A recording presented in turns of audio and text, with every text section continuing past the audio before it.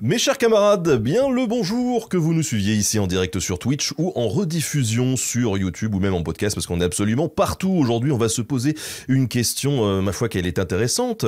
C'était qui les Mayas Eh ben, on va se pencher là-dessus et puis surtout, on va essayer d'explorer des pistes un peu plus en profondeur sur la manière dont on en sait plus sur les Mayas. Parce que c'est vrai qu'on se dit souvent c'est qui, mais comment est-ce qu'on sait qui ils sont ? Ça, c'est une question qui est aussi très intéressante. Et pour répondre à cette question, eh bien, on va recevoir Johan Begel, qui est archéologue, spécialiste des rituels, des offrandes, des dépôts et de l'architecture maya. Il a soutenu en 2020 une thèse intitulée « Dépôts rituels mayas et séquences architecturales dans l'acropole nord de Tikal aux périodes préclassiques et classiques ». Vous avez l'habitude, hein, les noms de thèses, c'est un peu long souvent. Qui a été préparée donc à l'université Paris 1 Panthéon-Sorbonne en partenariat avec le laboratoire Arcam, Archéologie des Amériques du CNRS. Il poursuit aujourd'hui ses recherches en post-doctorat à l'Université nationale autonome du Mexique. Donc oui, nous sommes en direct du Mexique.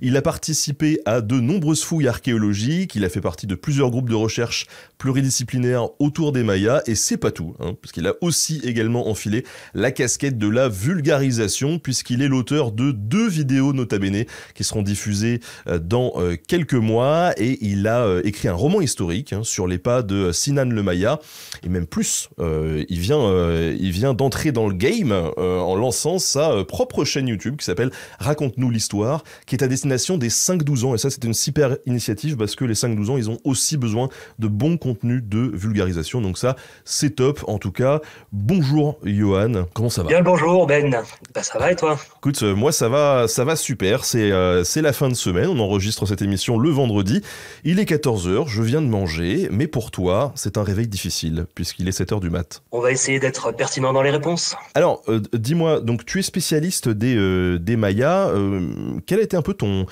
parcours pour en arriver là ? Est-ce que tu as toujours été passionné par les Mayas ? Ah, il a été long et sinueux comme tous les étudiants en archéologie.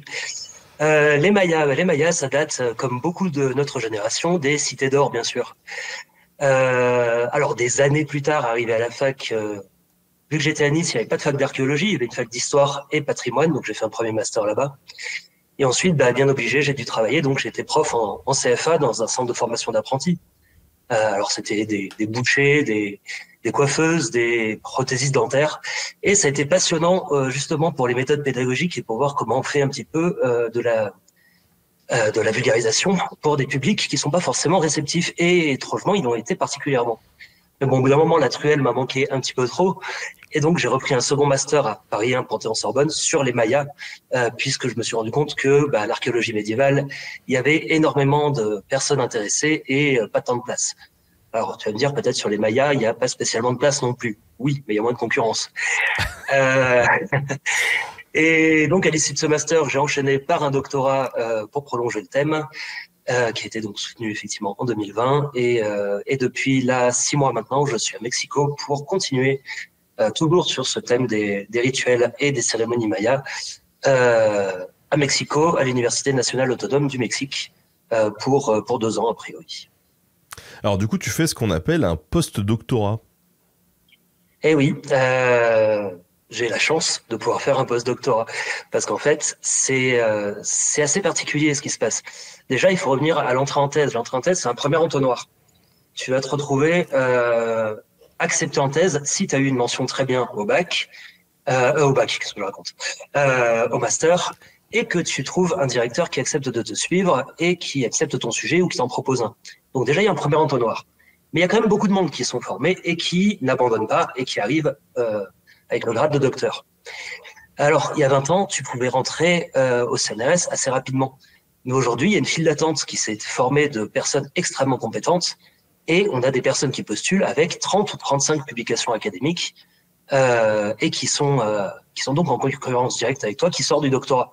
Évidemment, tu n'as aucune chance. Il faut 10 ans pour avoir un CV pareil. Et encore, il faut bosser vraiment comme une brute. Donc, tu vas te retrouver dans une situation extrêmement précaire pendant longtemps.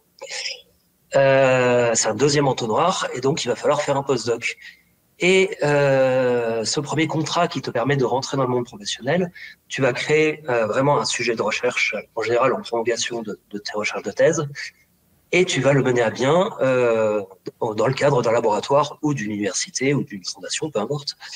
Ce sont des contrats qui durent entre 6 mois et 2 ans, parfois plus. Le problème, c'est que, encore une fois, là, c'est un énorme entonnoir.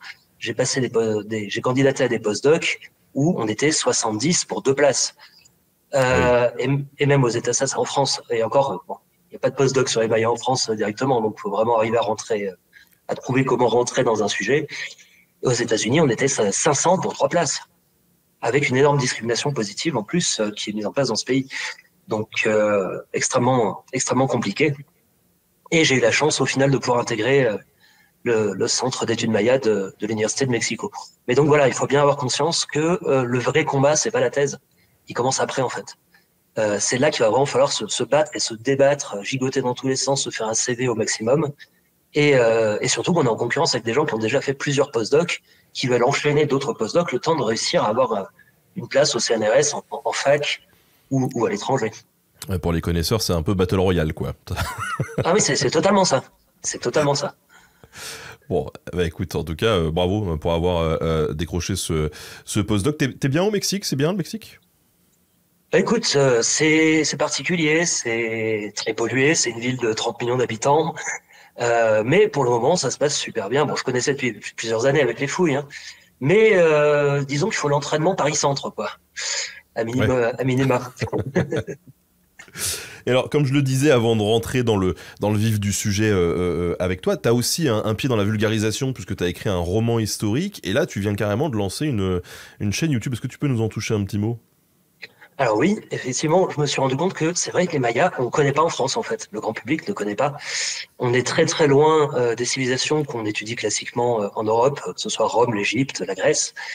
Et il n'y a aucun ouvrage de vulgarisation et peu de reportages. C'est toujours les mêmes sites en plus. C'est Tikal au Guatemala et Chichen Itza au Mexique. Et donc je me suis dit que ça serait intéressant de faire un ouvrage, parce que ça n'existe pas. Donc le voilà, sur les pas de Sinan le Maya, qui est paru directement aux éditions Kindle, donc Amazon, et qui existe aussi en format relié. L'intérêt, c'était de mêler toutes les recherches actuelles en archéologie, en histoire, en ethnologie, en anthropologie, en épigraphie, en iconographie, pour reconstituer ce monde, parce que c'est vrai que là, c'est le sujet d'aujourd'hui, on va voir que l'archéologie, elle suffit pas, en fait, à reconstituer un passé probable. Et donc, il faut passer par l'interdisciplinaire. Et donc, voilà, les aventures du héros vont nous amener dans tous les types de décors et rencontrer tous les niveaux de la société maya et au-delà, jusqu'à Teotihuacan. J'ai trouvé que c'était une approche assez intéressante et pédagogique. Ouais, c'est super sympa. Et honnêtement, c'est pas facile, hein, le roman historique. Moi, je me suis essayé dans mon tout premier ouvrage. J'avais voulu dans chaque chapitre mettre une petite partie un peu scénarisée. Bon, rétrospectivement, ça fait, je sais plus maintenant 8 ans que le bouquin est sorti. Je trouve que c'est pas ouf. Donc vraiment, c'est dur, c'est dur à faire, honnêtement. Donc bravo. Oui, merci. Et donc oui, j'ai ouvert on est le 22, allez, il y a 9 jours, une chaîne YouTube. En partant du constat que ça n'existait pas pour les enfants, en fait, la vulgarisation historique, archéologique. Et c'est en regardant une de tes vidéos, en plus, que je me suis dit, mais qu'est-ce que j'aurais aimé avoir ce genre de vidéo quand j'étais gamin, que j'avais des étoiles plein les yeux, et ce genre de contenu. Bon, il n'y avait pas Internet à l'époque, hein, donc c'était compliqué. Mais il y avait les cités d'or, il y avait, je sais pas si tu te souviens, Archéo Vidéo. Ah non, ça je me souviens pas. C'était des très bons reportages, mais c'était des reportages. Et je me disais, mais ça pourrait être vachement sympa comme type de public. Surtout que maintenant, avec l'IA, on peut, avec énormément de travail derrière, de post-production et de reprise des images, faire de belles illustrations, faire des belles animations, faire du contenu pédago, en fait. Et donc, à la fois, ça va être à la fois des vidéos sur des épisodes classiques, l'Iliade et l'Odyssée d'Homère, la Rome antique, les Mayas, bien sûr, à un moment, même les Inuits, et des vidéos où je vais expliquer ce qu'est la réalité du métier d'archéologue, parce que j'aurais adoré quand j'étais gamin qu'un vrai archéologue me dise en fait, c'est ça le métier. C'est ce que tu imagines. C'est bien, c'est des pays étrangers avec des trésors, des choses comme ça, mais pas que, bien sûr, il y a tout le travail qui va derrière, et il y a plein de spécialités, et donc je vais essayer de présenter tout ça aux enfants. Oui, même si parfois les trésors ressemblent à autre chose que le trésor qu'on peut trouver dans certains films d'aventure. J'ai fait une première vidéo sur le sujet où j'arrive à faire un plaidoyer pour les tessons qui ressemblent pas à grand chose. Ouais. Bah écoute, si tu le veux bien, rentrons un petit peu dans le vif du sujet. On va spoiler rapidement une vidéo qu'on va faire ensemble, du coup, sur la chaîne Nota Bene, puisque bah, c'est vrai que tu le dis, les gens connaissent pas forcément les Mayas, ou alors ils en ont une idée vaguement lointaine. En tout cas, quand ils en ont une idée vaguement lointaine, on se dit bon, Maya, Inca, Aztèque, tous ces trucs-là, c'est à peu près la même chose, quoi. Hein, voilà. Bon, la réalité, c'est que ça n'est pas du tout la même chose, mon cher Johan. Ah non, non, mais c'est un biais d'éloignement. On est loin, de ces continents. On les étudie pas à l'école, clairement. En fait, on connaît pas. C'est ça le problème. Et donc, on va commencer par l'Amérique centrale avec les Olmecs les plus anciens qui sont apparus qui ont commencé à se développer vers moins 1800. On les appelle souvent la culture mère. Ils se sont développés dans ce qu'on appelle l'isthme de Tehuantepec, c'est-à-dire la partie qui va rejoindre le Yucatan. On connaît bien en France puisqu'on a quand même beaucoup d'offres de voyage pour Cancun et cette zone-là avec la pyramide de Chichén Itzá que tout le monde connaît, et la partie centrale du Mexique qui remonte vers les États-Unis, où on va retrouver Mexico et ensuite la frontière nord. Les Olmecs, ils sont très connus parce que, en fait, c'est eux on les appelle culture mère parce qu'ils ont mis en place une partie de ces éléments qu'on va retrouver dans toutes les civilisations mésoaméricaines, donc d'Amérique centrale. Notamment, ils vont inventer les premiers glyphes, le système de datation avec les ronds, les points pour 1 et les barres pour 5, des ébauches de calendrier, les premières stèles, le style en pyramide à degrés. Donc vraiment, on retrouve déjà chez eux la genèse en fait de tous ces traits caractéristiques des civilisations mésoaméricaines. Ils sont suivis par les Mayas, dont on va parler aujourd'hui, donc qui se développent eux un petit peu plus à l'est, entre le Yucatan et le Honduras actuel. Eux, ils se sont développés, alors ils se sont sédentarisés à partir de 1000 avant Jésus-Christ, donc plus tard. Ils sont contemporains de la fin des Olmecs, puisque les derniers Olmecs, le dernier apogée des Olmecs, c'est vers moins 400. Alors que les Mayas, eux, vont se perpétuer jusqu'à nos jours.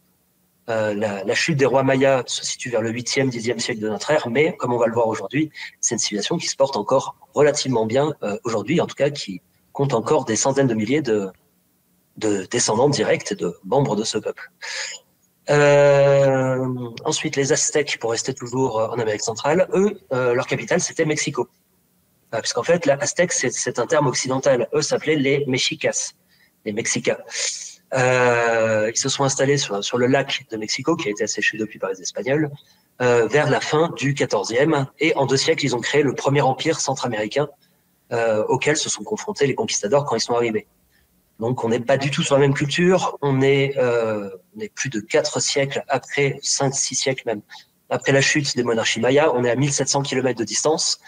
Et s'ils ont été en contact avec les Mayas qui existaient encore à cette époque au Yucatan, on est sur une culture vraiment différente, bien qu'il y ait toujours un flou commun en Mésoamérique. Donc, précisons que la Mésoamérique, c'est l'Amérique centrale. C'est tout ce qui va se développer depuis le premier tiers nord du Mexique jusqu'au Honduras, et même il y a une petite bande côtière qui descend plus bas. Et l'Amérique centrale, je l'entends souvent, les Mayas, oui, c'est l'Amérique du Sud. Mais non, géographiquement, non, on est en pleine Amérique du Nord. Et on n'est même pas au pays le plus au sud de l'Amérique du Nord. Il n'y a pas que les États-Unis et le Canada en Amérique du Nord. Il y a beaucoup d'autres pays, et notamment toute cette Mésoamérique. Et c'est souvent confondu, notamment, je me rappelle de cette boîte de riz là, qui était vendue en supermarché en France, riz du Pérou avec une belle pyramide Maya dessus. Non, il y a quand même 5000 km d'écart là. Faut pas exagérer. Les Incas, c'est au Pérou, c'est en Amérique du Sud. C'est une autre conquête, c'est une autre histoire. Et eux sont apparus vers le début du XIIIe, pardon, et ont quitté comme les Aztèques avec l'arrivée des Espagnols. Et cette fois, c'est pas Cortés, hein, c'est Pizarro et le massacre du roi Atahualpa, qui est connu, hein, contre une rançon qui n'ont jamais touché au final. Ouais. En tout cas, tiens, allez, autopromo, ça fait longtemps que j'ai pas fait la promo de ce bouquin, mais Les pires batailles de l'histoire, sorti en 2016 chez Robert Laffont, en 2018 aux éditions Talendier, c'est moi-même qui l'ai écrit. Vous retrouverez un petit épisode justement sur alors ce qu'on appelle la Noche Triste, voilà, grand épisode entre justement les Aztèques et Cortés, et donc cette on va dire invasion, cette attaque de Tenochtitlan qui est absolument incroyable. Voilà, c'est vraiment un épisode absolument incroyable. Donc un de ces quatre, si vous avez l'occasion, n'hésitez pas à aller faire un petit tour sur ce bouquin pour en savoir plus. Alors, donc on a différencié un petit peu les Mayas, les Incas, les Aztèques, ok, mais tu le disais tout à l'heure, si on confond, c'est peut-être parce qu'il y a un certain éloignement géographique. Est-ce qu'il y a d'autres raisons qui font qu'on confond ces différentes civilisations? Oui, non, vraiment, le facteur principal, c'est clairement l'éloignement. On confond aussi parce qu'ils ont des caractéristiques communes. Ils construisent tous des pyramides. On les a tous accusés d'être d'horribles barbares qui pratiquaient le sacrifice humain à des échelles démesurées. On est aussi victime de la conquista espagnole, c'est-à-dire et de tous les clichés qui ont été véhiculés sur les civilisations dites préhispaniques. Et comme les Espagnols ont vraiment créé un royaume énorme colonial, appelé la Nouvelle-Espagne, décliné en régions, mais qui allait du Mexique, même plus haut que le Mexique, de la Californie jusqu'à la Terre de Feu quasiment, on a un petit peu du mal à distinguer ces différentes populations. Et d'ailleurs, il faut dire que les reportages sont pas spécialement éminemment clairs pour faire la distinction. Hein. C'est vraiment des petits focus sur un site, sur une activité ou autre. Et il n'y a pas de. C'est pour ça que l'épisode que tu vas faire est vraiment bien, puisque il permet de voir de manière un petit peu plus large, avec un spectre un petit peu plus large, et de dézoomer sur la chronologie et sur la carte en fait.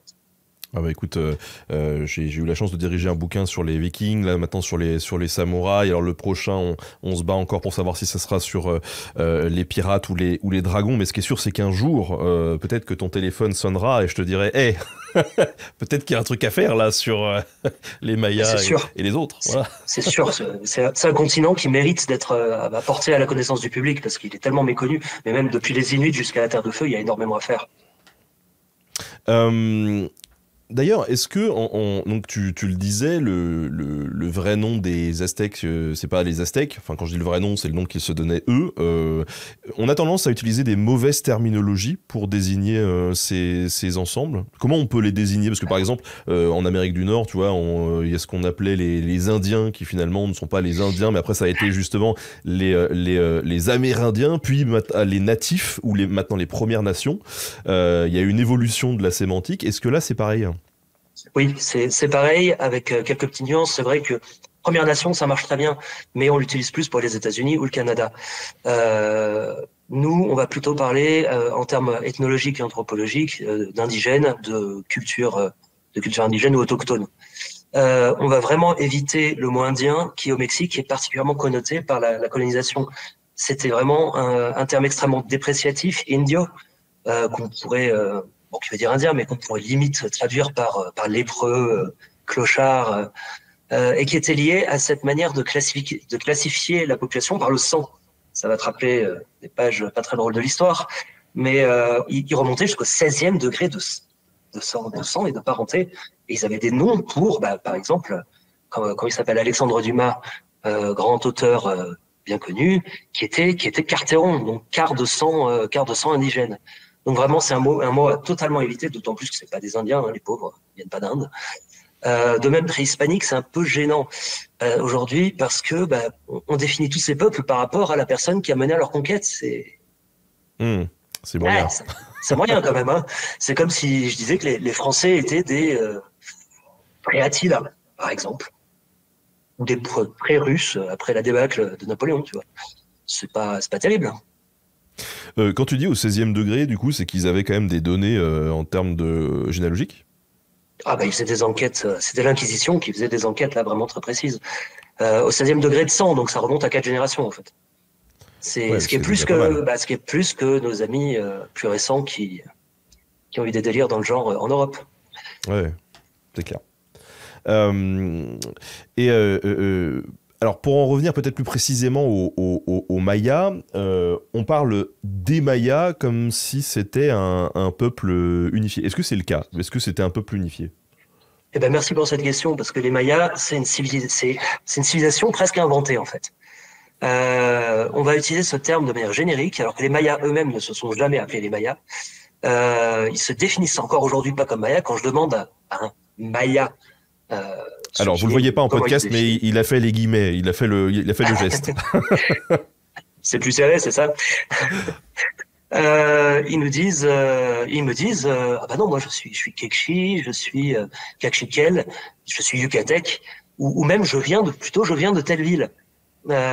C'est-à-dire qu'en fait, il y a encore aujourd'hui 30 à 32 langues mayas, et je parle bien de langues, pas de dialectes, aussi différentes que l'italien, le français, l'anglais et l'allemand. Il y a évidemment des racines communes, comme nous, entre ces langues. On comprend vaguement les racines, mais ce sont des langues totalement différentes. Et c'est pour ça que parler aujourd'hui de maya, c'est assez artificiel. Ils ont un fond commun, clairement. Ils ont énormément de choses en commun. Donc, il y a une unité de croyances et de pratiques, une unité sociale aussi. Mais au niveau des communautés, ça va même varier d'un village à l'autre, en fait, au sein d'une même communauté. Chez les Mayas de Tzotzil, d'un village à l'autre, il se passe pas les mêmes choses. Ça s'organise pas de la même manière. Ouais. Et ça, c'est un schéma qu'on retrouve aussi, par exemple, chez les Incas ou les Aztèques, ou c'est différent?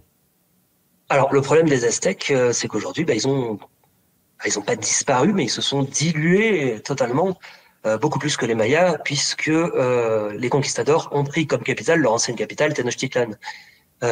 Aujourd'hui, tu verras personne qui se dit aztèque.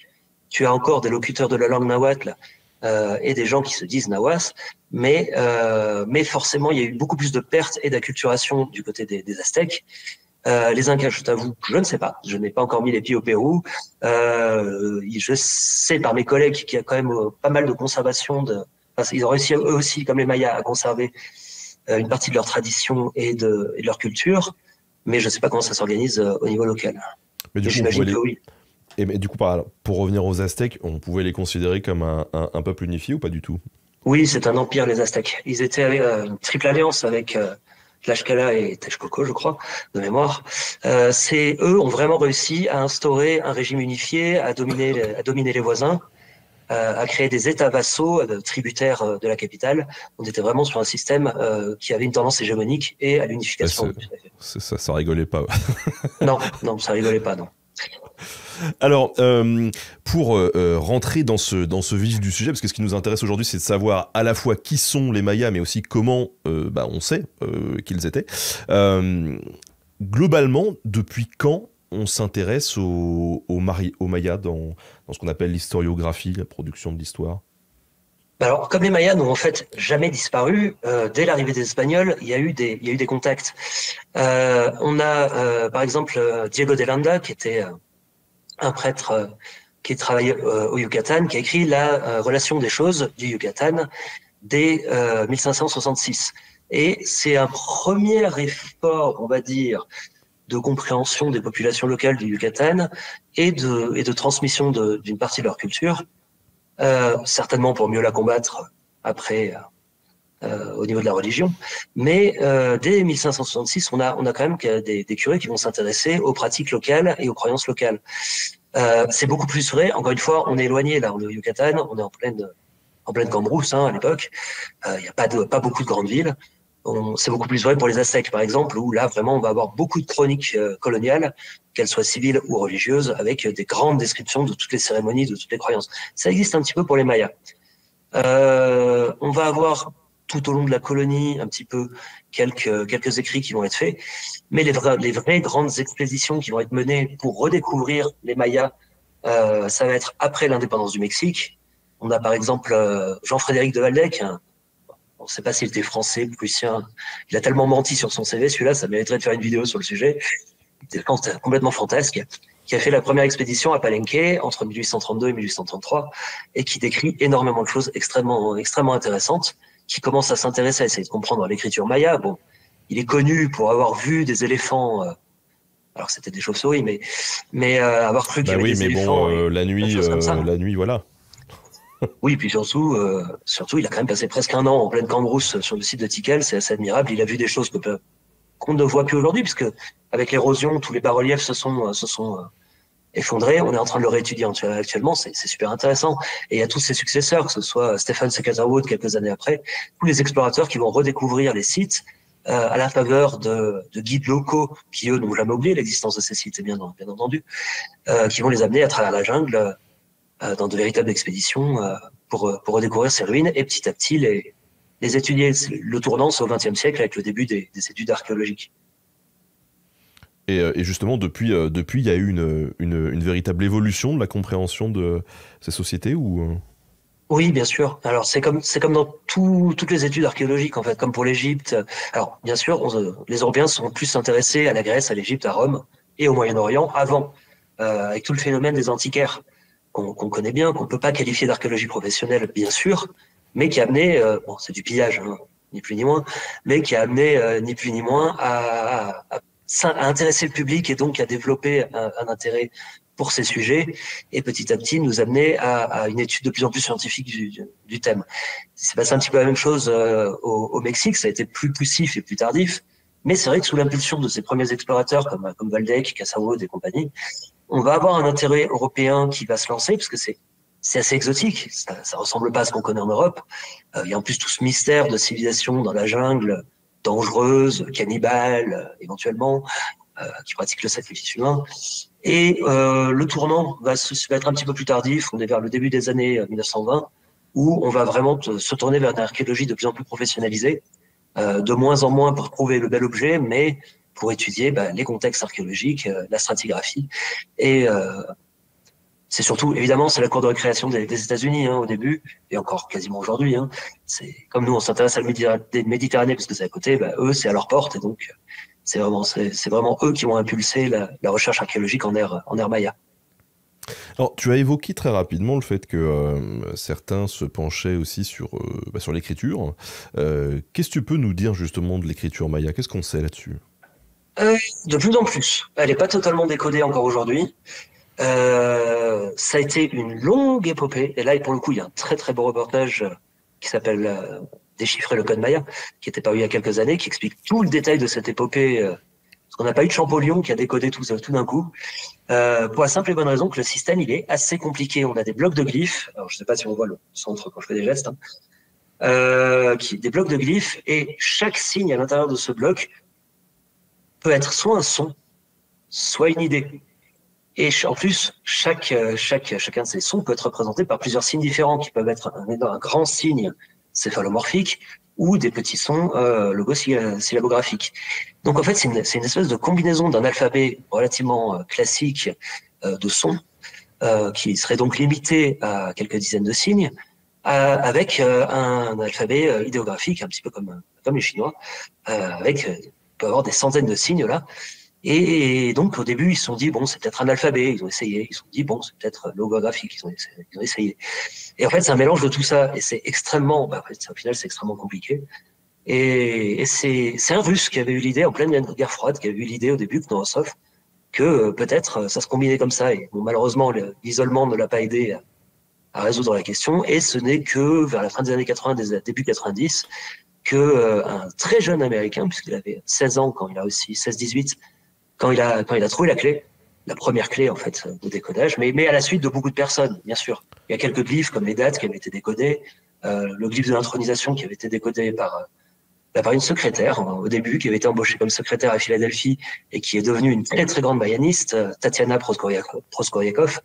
Une histoire absolument exceptionnelle au début de discrimination, parce que ce n'était qu'une femme et qu'une secrétaire, et en fait les grands experts se sont rendus compte qu'elle avait raison et que ces glyphes étaient bien des glyphes de date de règne en fait. Et ce n'est que, oui, à partir des années 90 qu'on a réussi à faire le lien entre les langues mayas actuelles comme le Chol, avec des racines. On s'est rendu compte que les racines dans la langue actuelle ressemblaient un petit peu à ce qu'on voyait sur les glyphes. Et donc petit à petit, on arrive à décoder, mais il y a encore plein de termes qui restent extrêmement obscurs. Bon, j'espère que je dis pas de bêtises, je suis pas épigraphiste, mais on se rend compte. Il y a encore plein de termes, notamment les termes religieux, ou ça peut être des toponymes, on n'est pas sûr, qui sont encore très obscurs puisqu'ils n'apparaissent pas souvent. On comprend pas forcément le contexte dans la phrase. Il y a encore beaucoup de boulot. Il y a encore énormément de choses à décoder sur les Mayas et à comprendre. Donc, mais c'est un gamin de 16 ans qui a chopé la clé. 16 ans, 18 ans, ouais qu'on avait. Son père l'avait envoyé avec son ami archéologue sur les sites archéologiques et il avait commencé à dessiner ses inscriptions et puis il s'est passionné pour le truc. On lui a expliqué tout ce que ses prédécesseurs avaient essayé avant et puis il a essayé à son tour et ben voilà. Il a trouvé le truc, il a trouvé la clé. Il n'a pas évidemment décodé toute la langue, mais il a trouvé la base, le fil conducteur en fait. 16 ans, bah écoute, 16 ans, moi j'avais 2004, je jouais à WoW, voilà. Oui. Chacun son parcours hein, de vie. C'est un peu agaçant, mais bravo à lui. Voilà. Alors, en tout cas, c'est quand même hyper récent. Hein. 80-90, ouais, c'est vraiment très très. Je pensais qu'on connaissait avant en fait. Je pensais pas que c'était si récent. Ah bon, on a essayé ça a mis 150 ans à éclore. Hein. Les premières études étaient en 1830. Et certains ont cru réussir, et puis finalement non. Mais voilà, comme c'est un mélange d'un alphabet classique, d'idées, de sons, enfin de syllabes, c'est un bazar pas possible. Et en plus, ça peut se combiner. C'est-à-dire que dans un même glyphe, tu peux avoir un signe qui représente une idée, des signes qui sont syllabographiques. Enfin, c'est jamais pareil. Ils aiment pas répéter en plus, donc à chaque fois ils combinent de manière différente. Donc, Et alors, tu nous disais tout à l'heure que aujourd'hui il y a plus d'une trentaine de langues encore qui bien distinctes qui existent. Est-ce que c'était aussi le cas pour l'écriture ou là pour le coup il y avait une seule écriture? Alors, on peut remonter, justement, ça c'est très intéressant, on peut remonter un arbre généalogique, puisque bien entendu, il est très probable que ça vienne d'une proto-langue assez ancienne, mais à la période ancienne, pour l'écriture, on a et je précise bien pour l'écriture, effectivement, on aurait deux langues différentes, pour la partie nord-ouest, on aurait le Cholang classique, et une variante, mais attention, les deux se comprennent, hein. C'est une variante, moi je dis une bêtise, hein, c'est une variation dans les manières d'écrire dans certaines expressions, qui serait le Cholti, plutôt vers le sud-est de la zone maya. Mais ça ne reflèterait pas forcément la langue parlée. Ça pourrait très très bien être une langue élitaire pour les rituels et les inscriptions publiques. Puisqu'on sait que les langues, elles, apparaissent relativement tôt. Le yucatec apparaît par exemple, si pas moi je me trompe, dès la période classique, et se différencie du Cholang classique dès le très tôt en fait, très très tôt. Et alors tu nous disais qu'il y avait une trentaine de langues encore aujourd'hui, mais à l'époque on suppute qu'il pouvait y en avoir plus ou c'est à peu près pareil? Bah, plus tu remontes dans le passé, moins il y en a, évidemment, puisque ça se divise comme une famille, comme un arbre, au fur et à mesure. Mais il y en a qui ont disparu, il y en a qui sont en cours de disparition, il y en a au moins une, là, il y a que 20 locuteurs actuellement. Donc là, dans les années qui viennent, elle va malheureusement disparaître. Et la plupart se portent très bien, hein. Le Yucatec, tu as des centaines de milliers de locuteurs. Pareil pour le Kekchi, le Quiché, ça se porte bien. En plus, c'est très étudié par les ethnologues qui ont fait des grammaires et des dictionnaires. Donc, c'est préservé, c'est enseigné. Aujourd'hui, hein, ça a été un long combat pour obtenir le droit de réenseigner les langues indigènes, mais, euh, mais ça va mieux. Mais oui, à la période ancienne, on voit déjà des divisions entre plusieurs langues très, très, très différentes. Les grandes langues qui vont donner lieu à de nouvelles divisions, qui vont donner de nouvelles langues régionales. Tout à fait. Et alors sur l'écriture, où est-ce qu'on trouve les différentes inscriptions qui qui nous servent du coup de référence pour essayer de comprendre un peu cette écriture? Est-ce que c'est uniquement sur du bâti? Est-ce qu'on a des documents un peu plus volatiles? Alors, on les retrouve sur une multitude de sources.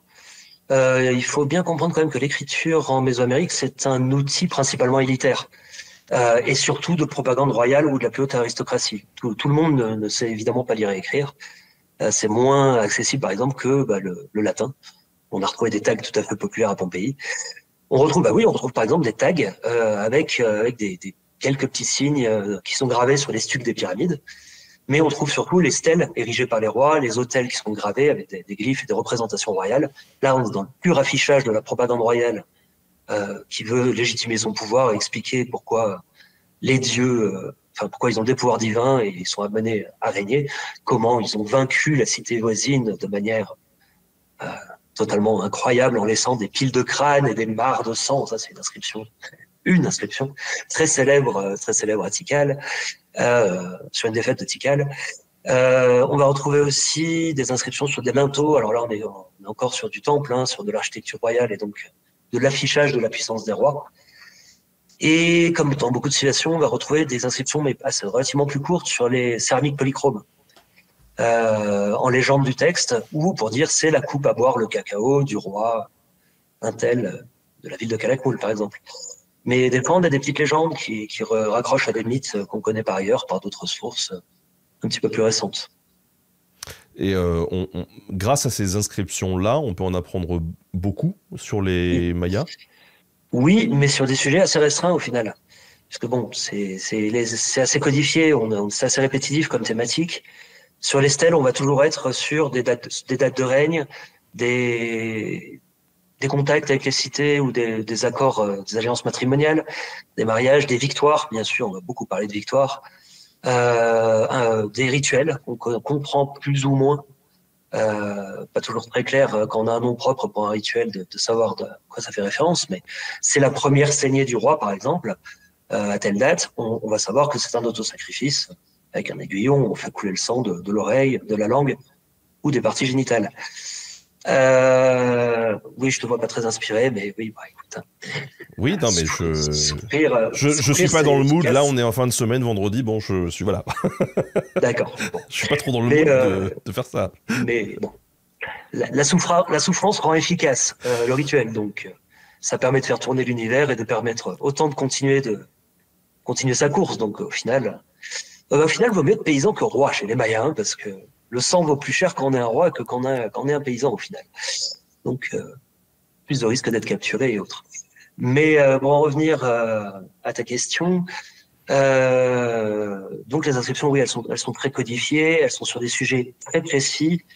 Il y a aussi, bon, ils ont une obsession du temps, les Mayas, donc ils parlent beaucoup de dates, ils ont énormément de manières d'expliciter une date. Rien que pour donner une date, il faut donner le dieu du jour en question, toute la série lunaire, la position de Vénus, la position dans le premier calendrier, le deuxième calendrier, le troisième calendrier. En général, ça prend déjà la moitié, les trois quarts de l'inscription.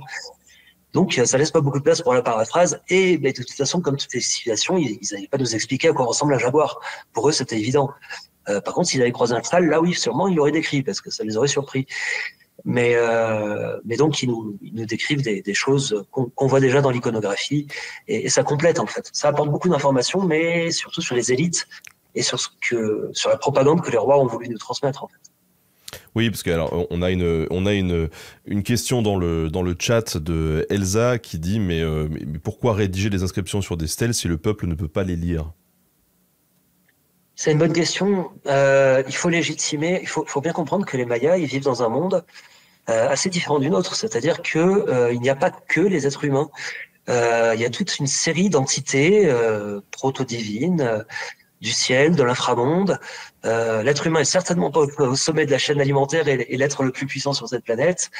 On ne sait jamais quand on croise un animal si c'est pas une divinité qui s'est dissimulée, un petit peu comme dans les Grecs de l'Antiquité d'ailleurs.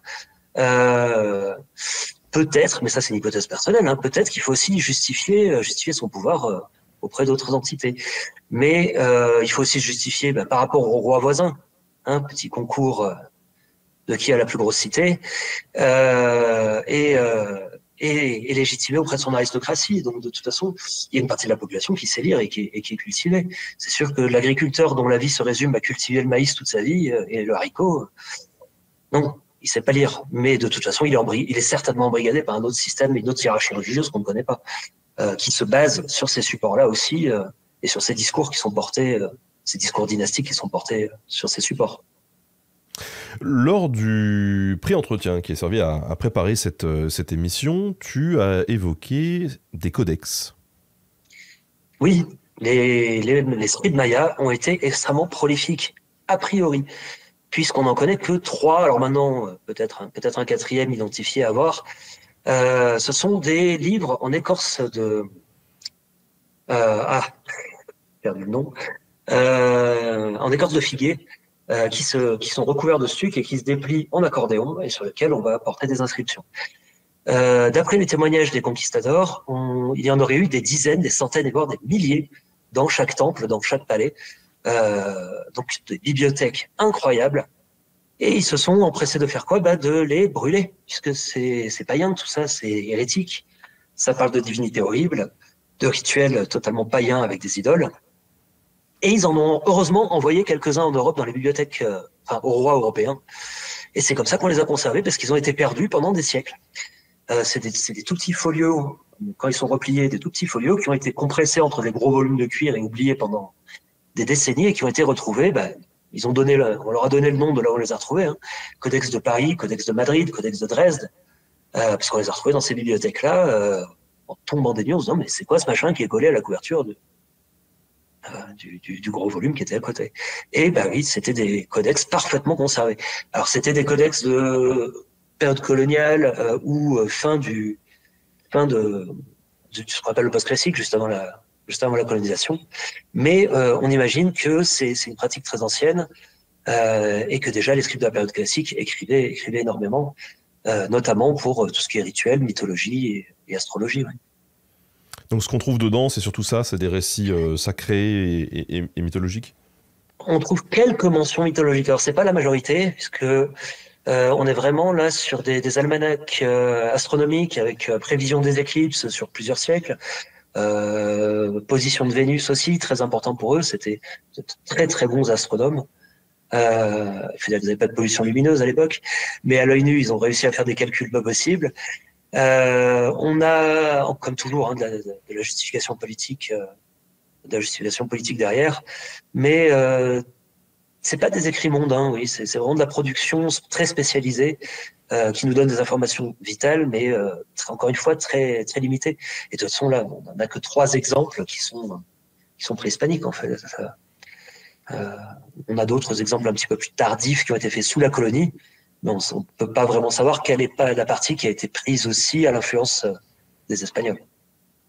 Et alors, est-ce que tu peux nous parler dans cette ligne-là du Popol Vuh? Ah, le Popol Vuh.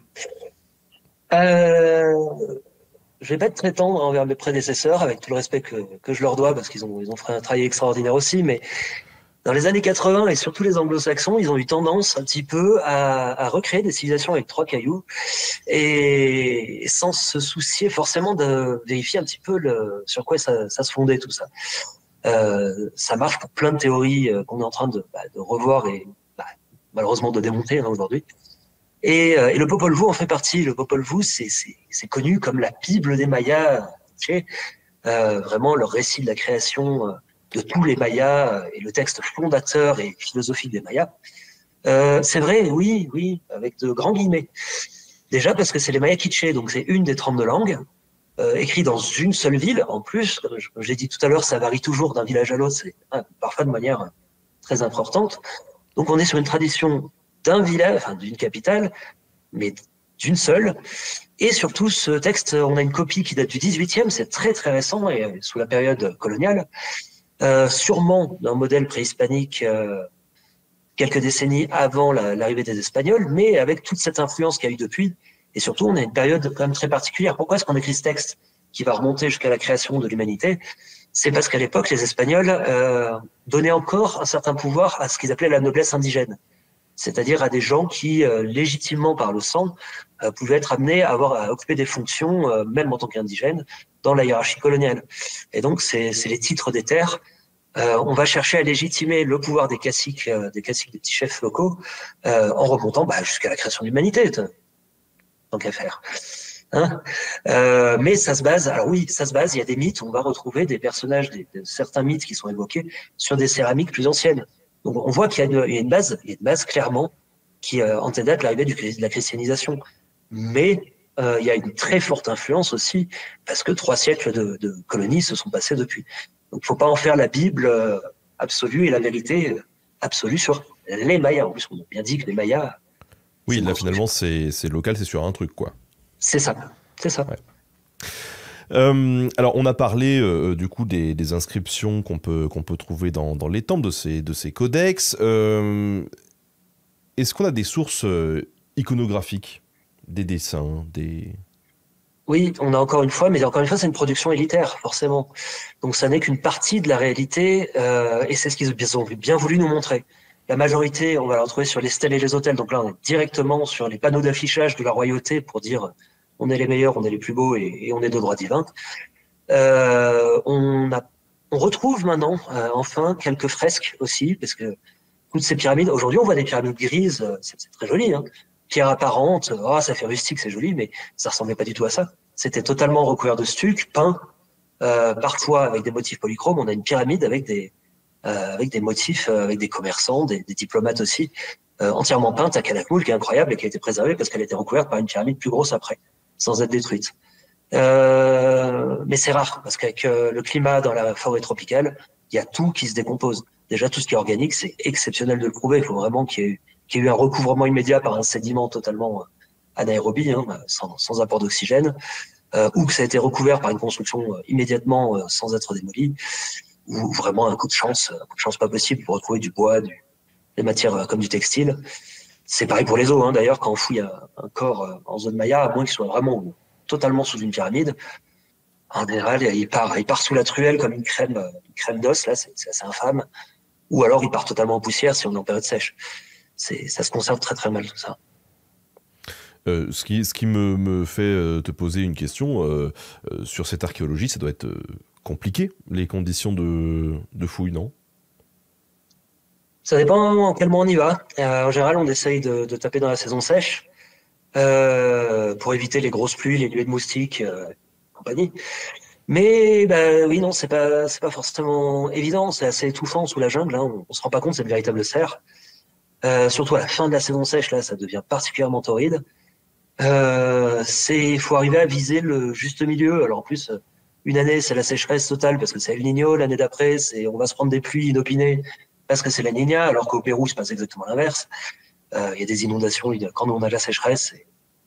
Et à l'inverse, des sécheresses pas possibles quand nous, on se prend des trompes d'eau.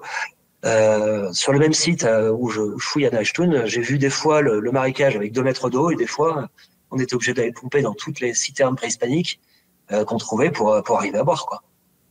Donc c'est très variable et ouais, vraiment un de nos ennemis c'est la conservation et l'autre malheureusement c'est le pillage, ouais.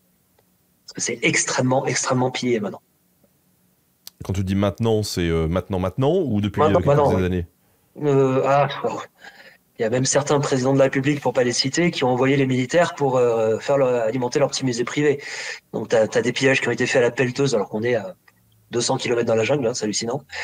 Et plus récemment, en fait, les ouvriers qui ont travaillé sur certains sites ont flairé le bon filon en voyant que, en général, c'était toujours la même logique pour le placement des tombes riches et des offrandes, et sous l'impulsion, malheureusement, des cartels qui les financent.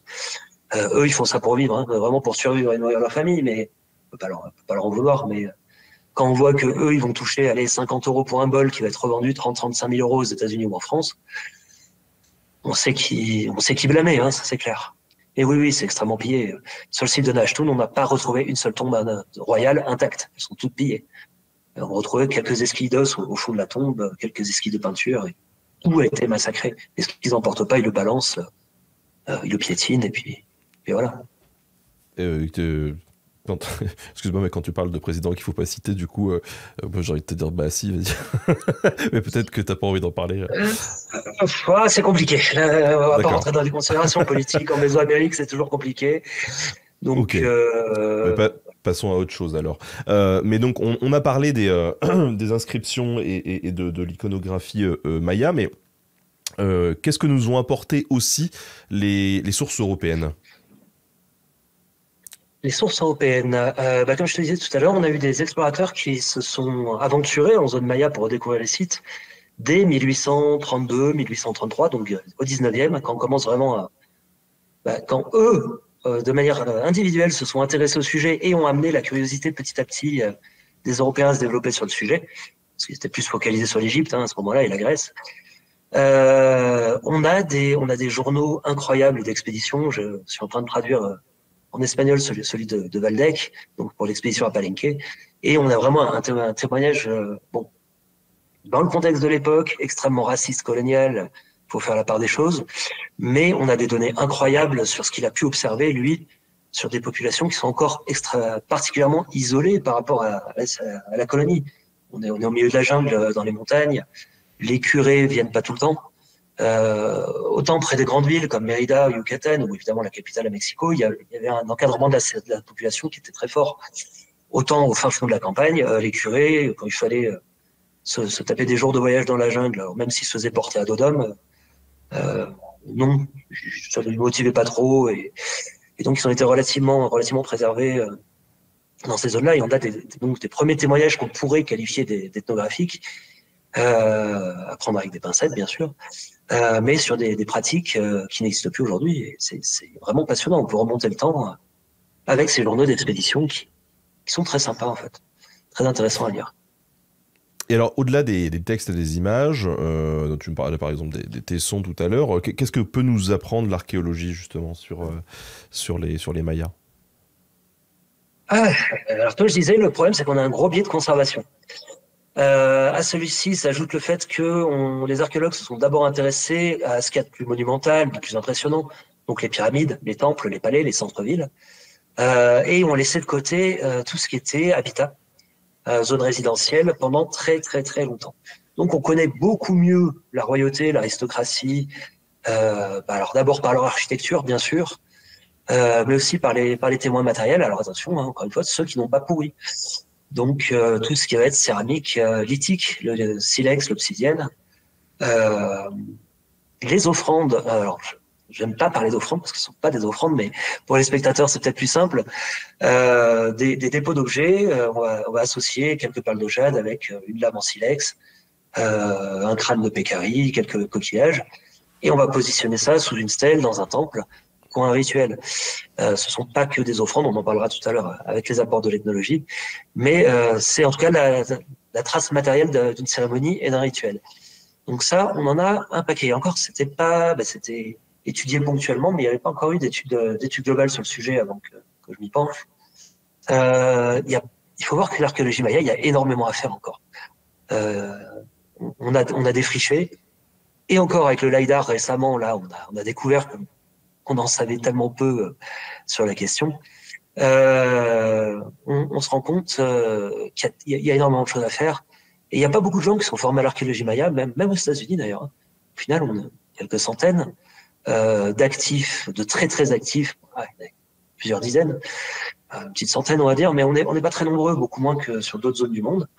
Et donc il y a énormément à faire et à comprendre surtout. Donc ça vaut le coup pour des étudiants qui nous écoutent de pouvoir orienter leur cursus là-dessus? Oui, et attention, c'est un secteur niche pour la France. En France, le laboratoire Arkham, je crois que sur les Mayas, ils sont en titulaire, ils sont 4, peut-être 5. C'est vraiment, comme je disais tout à l'heure, pas notre cours de récréation. Il y a plus de concurrence, mais c'est sûr qu'il y a plus de facilité en étant en études grecques, romaines, médiévales, en France, ou même d'ailleurs sur la céramique de l'Athènes, dans le bassin parisien. Mais des fois, il se trouve que quand il y a une place dans un secteur niche et qu'il n'y a pas beaucoup de concurrence, éventuellement, elle peut être pour nous. Donc, c'est un calcul à faire. C'est triste à dire, mais c'est un calcul à faire au niveau stratégique. Mais ça vaut le coup, parce que là, pour le coup, on est vraiment dans le rêve de gamin. On va explorer les jungles à la machette, défricher, parfois aller dans des endroits où personne n'y allait depuis les Mayas de l'époque. Hein. J'étais il y a pas longtemps dans des grottes du Yucatan où peut-être 10 personnes qui ont mis les pieds depuis 1000 ans, quoi. Et tout est encore en place, donc c'est vraiment fantastique. Et pour le coup, là, on trouve des trésors, ouais. Pas que du tesson, on trouve aussi des trésors, ouais. Alors, on vient de passer la première partie de cette émission donc à parler de l'évolution de cette historiographie, de comment on a su un peu plus sur les Mayas. Peut-être que maintenant, avec toi, on peut justement aborder le sujet de qui étaient les Mayas et de comment se structurait justement quand se structure leur histoire aussi. Nous, dans nos sociétés occidentales, on a le découpage bien pratique, même si il n'est pas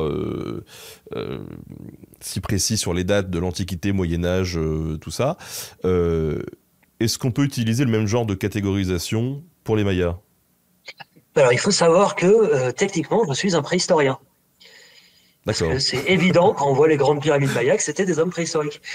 Mais techniquement, comme ils ne maîtrisaient pas la métallurgie et que notre chronologie européenne se base sur la maîtrise d'abord de la pierre taillée, de la pierre polie, puis des métaux, eux sont à l'époque de la pierre polie. Ouais. Donc techniquement, oui, ce sont d'après nous des hommes préhistoriques. Mais bon, donc non, le découpage il marche pas du tout. Évidemment, le découpage ne marche d'ailleurs quasiment que pour l'Europe et le bassin méditerranéen, les civilisations dites classiques. Mais ne fonctionne pas du tout. On est sur des civilisations qui se sont structurées dès le préclassique. Les grands canons mayas sont apparus il y a 2500 ans, et se sont perpétués pendant plus de 1500 ans. Donc non, on a une chronologie vraiment différente. Et alors, comme toujours avec les Mayas, c'est jamais simple avec les Mayas, ça varie d'une ville à l'autre. Donc je peux même pas te donner une chronologie parfaite, puisque la chronologie, elle va varier d'un site à l'autre. On a les grosses tranches, allez, à la louche, on a le préclassique qui commence alors très, très loin dans le passé, mais avec l'implantation sédentaire vers -1000 à peu près, -1000, -800, les premières communautés vont s'implanter, qui se développent pendant le préclassique, avec un premier. Là, on a des premières cités qui d'un coup sortent. Donc on n'est pas sur un développement classique de petites chefferies qui se mettent en place. Ça existe aussi en parallèle, mais on a directement des grandes cités qui se mettent en place avec d'énormes pyramides. Les plus grandes pyramides mayas d'ailleurs datent de cette période, vers -700, -500. Et d'un coup, elles vont décliner à la fin du préclassique, on ne sait pas pourquoi, un premier collapse. Mais les Mayas ne disparaissent pas, donc c'est pas une chute civilisationnelle complète. Et d'autres capitales vont émerger à partir du 1er, du 2e siècle de notre ère, qui vont devenir petit à petit des capitales régionales de plus en plus puissantes, dans un système de cités-États, avec le développement là véritablement de dynasties théocratiques, une emprise totale de la religion et du roi sur la société de tous les jours. C'est la civilisation qu'on connaît un petit peu en Europe, là, pour le coup, qui elle-même va chuter vers le 8e, 9e siècle. Donc, on n'est pas du tout sur la même chronologie. Nous, on étudie, oui, le préclassique jusqu'à 200 à peu près de notre ère. Ça, on les connaît pas bien, hein. Vraiment, on connaît pas bien ces cités. Ça mérite, pour le coup, d'être creusé. On connaît un peu mieux quand même la période classique, donc de à peu près 150-200 à 850-900 de notre ère, selon les cités. C'est pas les mêmes dynamiques d'une cité à l'autre. Et alors ce découpage, ça fait longtemps qu'on l'opère chez les historiens et les archéologues ou... Ouais, ça a apparu assez tôt. Ça s'est basé, comme toujours, comme toutes ces civilisations, quand on connaît, et en plus on n'avait pas le carbone 14 à l'époque. La première véritable fouille scientifique qu'il y a eu en ère Maya, c'est Washington, petite cité au nord de Tikal, par les Américains, et ils ont fait, comme toujours, ils ont essayé de monter une chronologie céramique. Donc, de manière relative, ce tesson est plus bas que celui-là. Bon, on va regarder les différences de style entre les deux. On va créer une chronologie relative. On va essayer de coller des dates plus ou moins. Et petit à petit, on va essayer d'affiner ça avec des nouvelles techniques.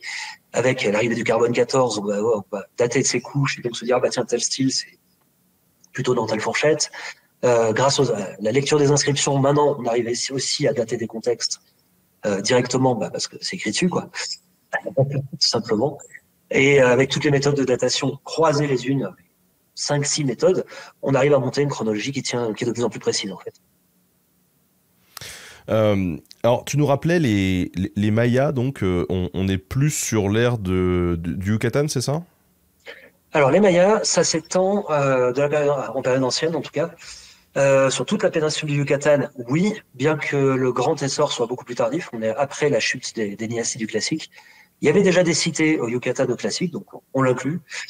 Ça va à l'ouest sur l'état actuel du Chiapas et du Tabasco. Alors bon, faut le voir sur une carte, mais c'est à peu près le bras qui unit le Yucatan au centre du Mexique. Et après, on peut descendre jusque le Guatemala, le Belize, le Salvador et une petite partie du nord-ouest du Honduras. Donc c'est une très très très grande zone, ce qui explique aussi la diversité culturelle et linguistique, d'ailleurs, parce que on est sur une très très très grande zone et ça n'a jamais été unifié. Et cette zone-là, elle est mouvante ou pas? Ça s'est étendu à certains moments ou pas du tout? Il y a eu sur les bordures, il y a eu des contacts assez intéressants. Par exemple, on sait que la cité de Copan au sud-est, qui est au Honduras actuel, est dite dans les inscriptions fondée par alors probablement un seigneur de la ville de Tikal, donc un membre de la famille de Tikal, comme une colonie. Sauf que l'archéologie nous montre qu'il y a une occupation humaine bien avant. Donc c'est pas la propagande royale, encore une fois. Bon voilà, oui, la dynastie est établie en telle période, c'est des Mayas. Mais avant, il y a une population locale et c'est pas des Mayas, c'est des Lenca. Donc il y a eu des petits ça a un petit peu grappillé sur les frontières, mais il faut comprendre que la Mésoamérique, c'est une mosaïque de populations, de civilisations, là, pour le coup, différentes au fur et à mesure du temps, qui se sont côtoyées ou pas, ou succédées. C'est un peu le même bazar que l'Europe à l'Antiquité tardive, tu vois. T'as plein de populations, les Vandales, les Gauls, les Ostrogoths, qui se côtoient, qui se ressemblent plus ou moins parce qu'ils sont en contact. Bon, là, il y a vraiment un fond commun, quand même, de civilisation, hein. On en reparlera, mais il y a vraiment un fond commun, mais ils sont aussi différents que nous, des des Teutons de l'époque, quoi, des Celtes. Les Celtes avaient beaucoup de variations aussi entre eux, par exemple. Hein. Et alors, on a un schéma typique d'une structure d'une cité, une structure sociale, où on peut généraliser un petit peu ça? Ouais, on peut a priori, hein, parce qu'on extrapole quand même un petit peu. À la période classique, au sommet, on a le roi. Le roi qui concentre tout le pouvoir religieux et politique. Il est dit Kurulahau, donc roi divin. C'est tout un programme. C'est lui qui est censé assurer la venue de la saison des pluies, le succès à la guerre aussi. Alors bon, bah, c'est un peu pile ou face hein, des fois, mais aussi la cohésion sociale et l'harmonie par les rituels qui vont permettre d'entretenir justement la course du temps et du calendrier. Donc lui, il est à la tête. Évidemment, il est secondé par une aristocratie. Alors ses plus proches et puis la cour en général. Au niveau de la hiérarchie religieuse, on n'en sait rien. C'est probablement le roi qui officiait sur certains rituels très privés. Il y a peut-être eu des grands prêtres, on n'en sait, en fait, on n'en sait rien. On est vraiment sur l'hypothèse. Mais en tout cas, on est sur une société extrêmement hiérarchisée. Il y a des classes sociales très, très différenciées. Ce qu'on voit aujourd'hui sur les sites, c'est surtout les demeures de l'élite, parce qu'ils construisent en dur, en pierre, avec des plateformes, et que ça a fait des monticules. Mais il y a surtout toute cette partie de la plèbe, du roturier, des agriculteurs qu'on retrouve pas, puisque ça n'a pas laissé de traces, ça n'a pas laissé de monticules.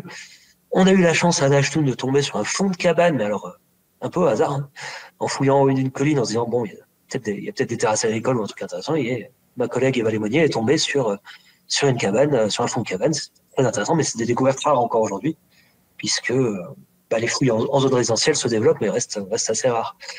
Et donc oui, en fait, c'est très concentrique. Au centre-ville, tu as les palais, les stèles, les temples. Juste autour, tu vas avoir les habitats de l'aristocratie, et plus tu t'éloignes, plus ça va se disperser, un petit peu comme nos villes actuelles avec les banlieues, hein. Jusqu'à ce que tu tapes sur un centre secondaire où il va y avoir une redensification de la population au petit centre. Ce centre dépend de la capitale régionale. On est sur un système de cité-État. Donc, il ne faut pas comprendre qu'il y a juste une cité et son terroir. Il y a tout un maillage régional de petites occupations, de petits villages, de petits centres cérémoniels secondaires, mais un gros pôle de pouvoir qui va diriger un petit royaume régional. Et alors tu nous parlais tout à l'heure de pouvoir familial, d'un gars issu de la famille royale qui a construit sa cité, etc. Donc on est plutôt sur, au niveau des élites et du pouvoir, sur de la filiation par le sang, ou il peut y avoir des élections en disant tiens maintenant c'est toi l'élu divin qui va nous diriger.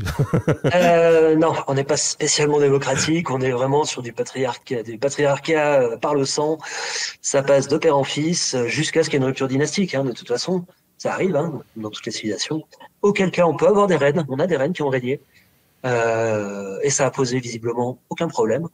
Mais c'est vrai qu'on est sur une filiation patrilinéaire avec clairement une priorité donnée à l'enfant aîné mâle, sauf si il a été fait prisonnier à la guerre précédente et qu'on l'a un petit peu raccourci, quoi. On a aussi des successions entre frères. Il n'y a pas de... Alors, on ne sait pas si on n'en sait rien, hein, mais en tout cas, les inscriptions disent c'est le deuxième fils du roi précédent. Puis, c'est le troisième fils du roi précédent et lui-même va céder le trône à son propre fils et non pas à son neveu. Donc, en fait, quand on a des ruptures dynastiques, on a tout un jeu c'est Game of Thrones. Hein. Clairement, il fait pas bon dans l'aristocratie. En fait, ouais. Hein. Ouais, mais non, mais là, ça a l'air particulièrement sportif, là, quand même. Donc, il n'a pas l'air de faire très bon être dans la noblesse maya à l'époque. Et tout à l'heure, tu nous disais, en rigolant un petit peu, vaut mieux être paysan que roi parce que tu souffres un petit peu. Si c'est lui qui est responsable de la météo et du reste, si la météo elle est pas bonne, ça peut être une bonne idée de changer de roi de façon un peu express ou... On n'en a pas de traces, mais enfin, en tout cas, dans l'ordre de dynastique, on n'a pas le remplacement du jour au lendemain par un meilleur candidat. De l'initiative des habitants. Ça, je n'en ai pas connaissance. C'est possible que ce soit arrivé. C'est très, très possible que ce soit arrivé. Mais en tout cas, c'est pas mentionné, c'est pas mis en valeur par le successeur, en tout cas. De toute façon, ils ont toujours le souci de se rattacher au fondateur du lignage pour se légitimer en disant, voilà, je suis l'héritier direct, même si c'est pas vrai d'ailleurs, hein, du fondateur du lignage. Par contre, après, on en reparlera, je pense, mais c'est une des raisons de la chute des rois mayas, effectivement. ils n'étaient plus à la hauteur de leurs prétentions divines, et ça a grogné un petit peu fort dans les chaumières, quoi. C'est rigolo quand même sur ces pipotages de lignage. Je veux dire, peu importe l'endroit du monde ou l'époque, on retombe sur les mêmes magouilleurs. Je veux dire, tu retrouves ça au Japon, tu retrouves ça partout en fait. Évidemment. Et alors, on l'a dit tout à l'heure, donc tu nous as précisé dès le début de cet entretien, les Mayas, c'était pas un empire, il y avait plein de spécificités locales différentes, ok. Donc on est sur des organisations de ce qu'on appelle des cités-États, c'est ça? Exactement. Je vais oser, au risque de me faire huer par mes collègues, faire la comparaison avec les cités grecques anciennes, en fait. C'est-à-dire qu'on est sur une même culture, il n'y a pas de problème. On a clairement un socle commun et même des pratiques communes, qu'elles soient religieuses ou sociales. Mais Sparte et Athènes, c'est pas la même chose.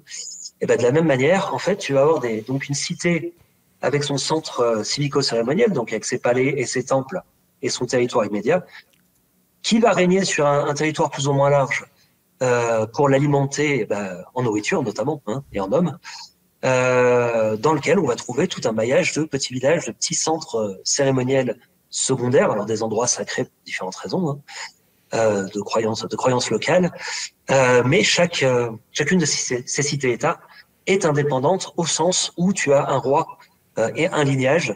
Alors il y a quand même une hiérarchie. Il y en a certains qui sont Kuhu Lachao, qui sont divins seigneurs, certains qui sont Achao, seigneurs, et d'autres qui sont Yachao, ce qui veut dire vassal. On a un mélange en fait de cité grecque et de vassalité en mode médiéval. C'est-à-dire que le voisin t'envahit, il te vainc et il va te laisser sur le trône, mais tu vas devenir son vassal. Oui.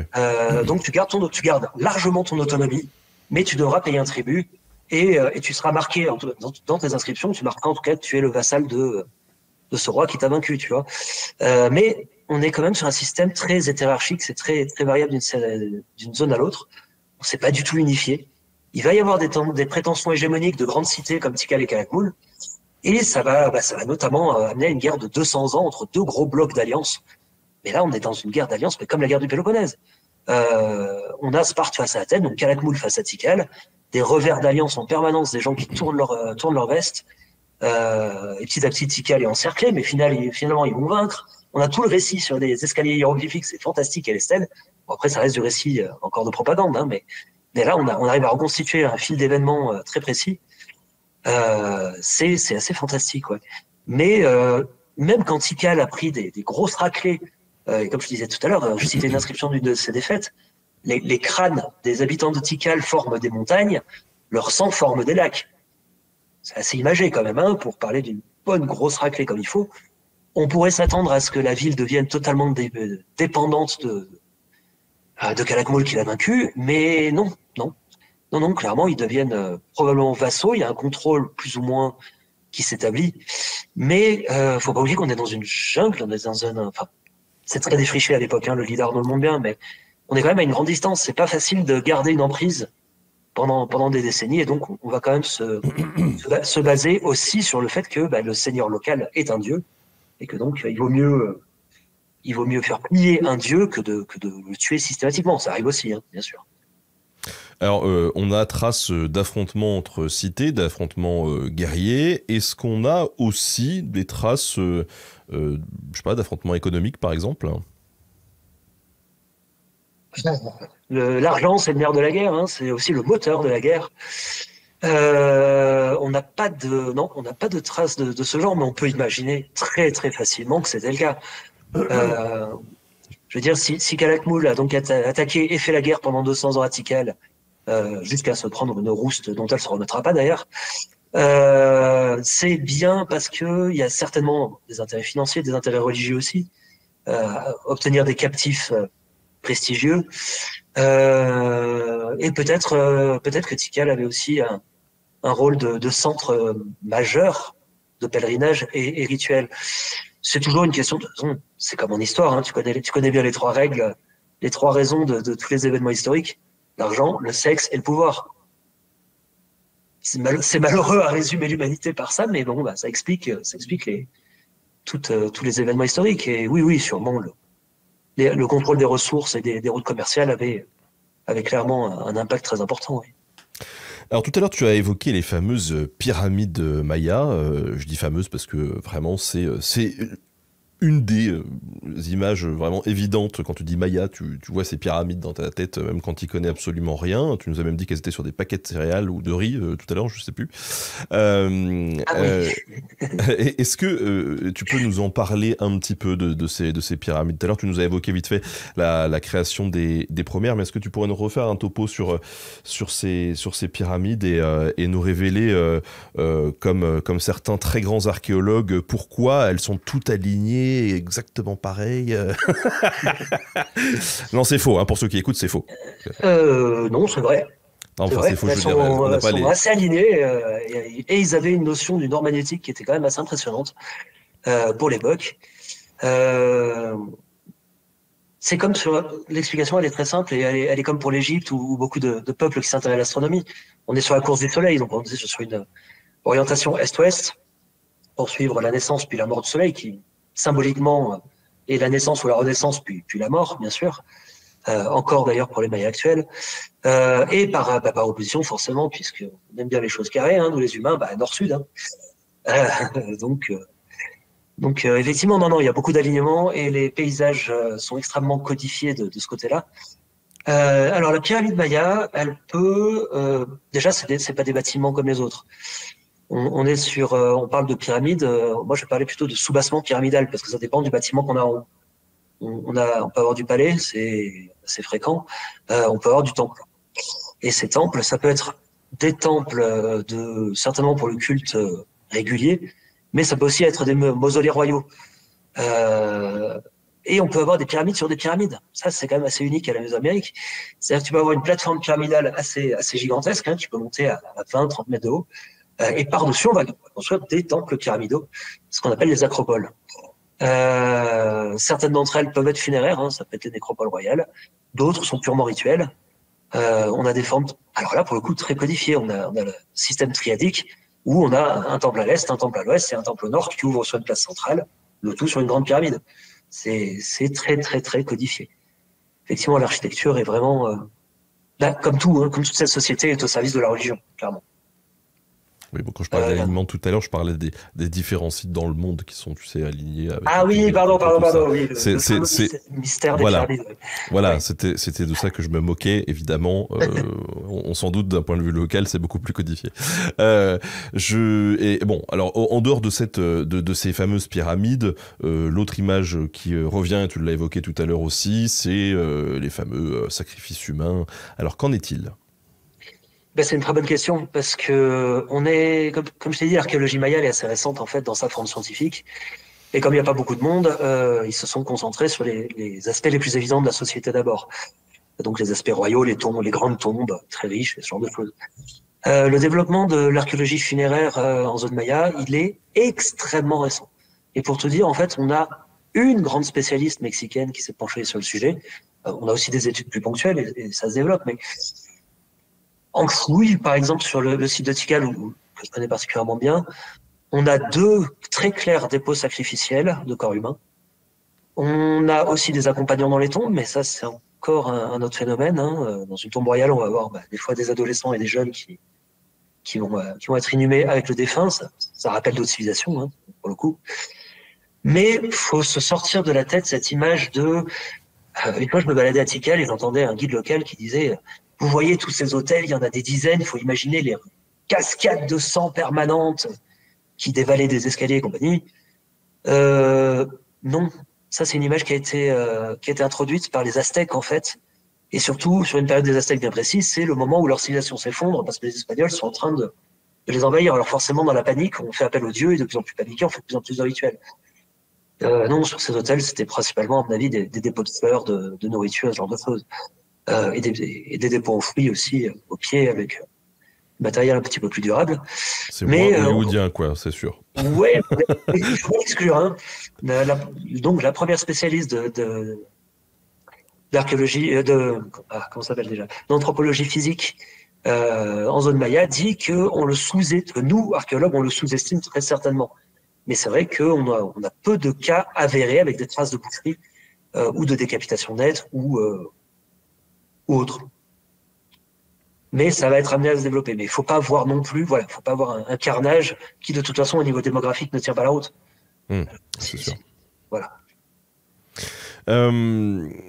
Alors tout à l'heure, on a justement évoqué très brièvement la disparition, je mets mes guillemets pour ceux qui écoutent le podcast, puisqu'ils n'ont pas vraiment disparu, mais le fort déclin, allons-nous dire, des Mayas. Qu'est-ce qui s'est passé ? Je ne sais même pas si on peut parler de déclin, parce qu'en fait, on est sur une vraie mutation de la société, brutale certes, mais aussi progressive. Entre le 8e et le 10e siècle, il va y avoir un ensemble de facteurs qui vont se cumuler, en fait, visiblement, et qui vont amener à la chute de ces dynasties toutes puissantes qui contrôlent les villes. Tout d'abord, on va avoir une série de sécheresses qui vont durer plusieurs années. Il faut savoir qu'on est sur une zone où il n'y a pas toujours des ríos périns à l'année, ou des lacs. Et donc, il faut stocker l'eau au moyen de réservoirs, de réserves souterraines. L'eau est vraiment un enjeu majeur dans un certain nombre de zones. À moins que ta cité soit au bord d'un fleuve. Hein. Et là, on parle de sécheresse qui dure des années. Donc, il n'y a plus de quoi faire pousser le maïs, et plus de quoi nourrir tout le monde, abreuver tout le monde. Le roi est censé assurer la venue de la saison des pluies. Donc là, ça devient un petit peu plus tendu pour lui. En même temps, on est à un pic démographique, donc oui, la société se portait très bien, ils étaient certainement des millions. Et appauvrissement des sols, on est sur une jungle. Les arbres, c'est des feuilles grasses. En général, il y a 1 mètre de terre avant d'arriver à la Roche-Mère, là, sur la zone Maya. C'est pas énorme et c'est pauvre. Donc, il faut faire de la culture sur brûlis de plus en plus, défricher de plus en plus. Le problème, c'est que plus tu défriches, moins il y a de pluie. Hein, quand il n'y a pas d'arbres, il n'y a pas de pluie. Donc, on n'arrive pas à nourrir tout le monde, ça crée des guerres qui vont devenir endémiques. Il y a peut-être avec ça des cyclones qui vont aller de plus en plus dans les terres et éventuellement des éruptions volcaniques. Donc, on a tout un ensemble de facteurs climatiques, sociaux, démographiques qui vont se multiplier, qui vont remettre clairement en cause le pouvoir des rois. Et alors, encore une fois, ça va vraiment dépendre d'une zone à l'autre. Mais les premières dynasties, elles vont chuter dès le 8e siècle et les dernières au 10e. Il y en a même des cités comme Dashtun qui vont connaître un pic démographique après la chute des rois, peut-être par un apport de population qui est déjà en train de migrer vers le nord en quête d'un renouveau. Mais c'est pas une chute, parce que les Mayas eux-mêmes vont survivre, ils vont se déplacer, ils vont abandonner ces grandes cités et les rendre à la jungle, mais ils vont évoluer et au post-classique, ils vont s'orienter vers une nouvelle orientation de la société.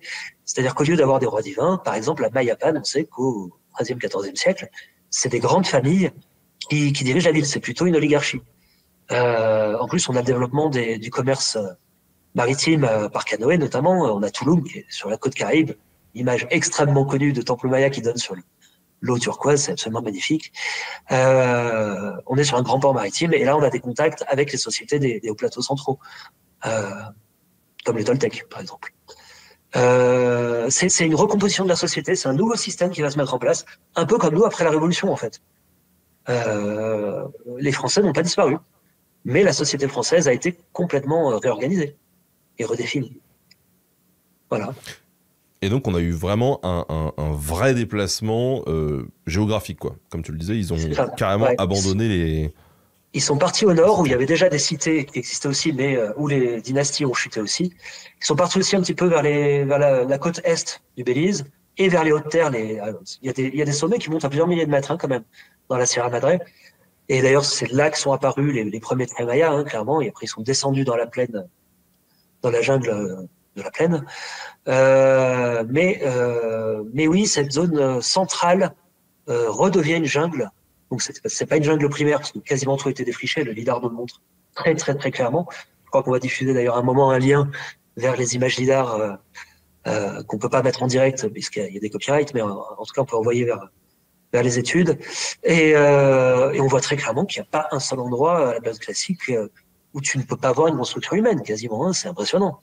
Donc oui, quelle était la part de la forêt à l'époque? C'est une bonne question. Mais ça a été rendu à la jungle dans la partie centrale dès le 10e siècle. Alors pour ceux qui nous écoutent en podcast, ces images lidar, justement, vous pouvez les retrouver sur facebook.com/Pacunam, alors Pacunam, lidar, LIDAR, initiative. Voilà. Si ça vous intéresse, vous pourrez aller jeter un petit coup d'œil.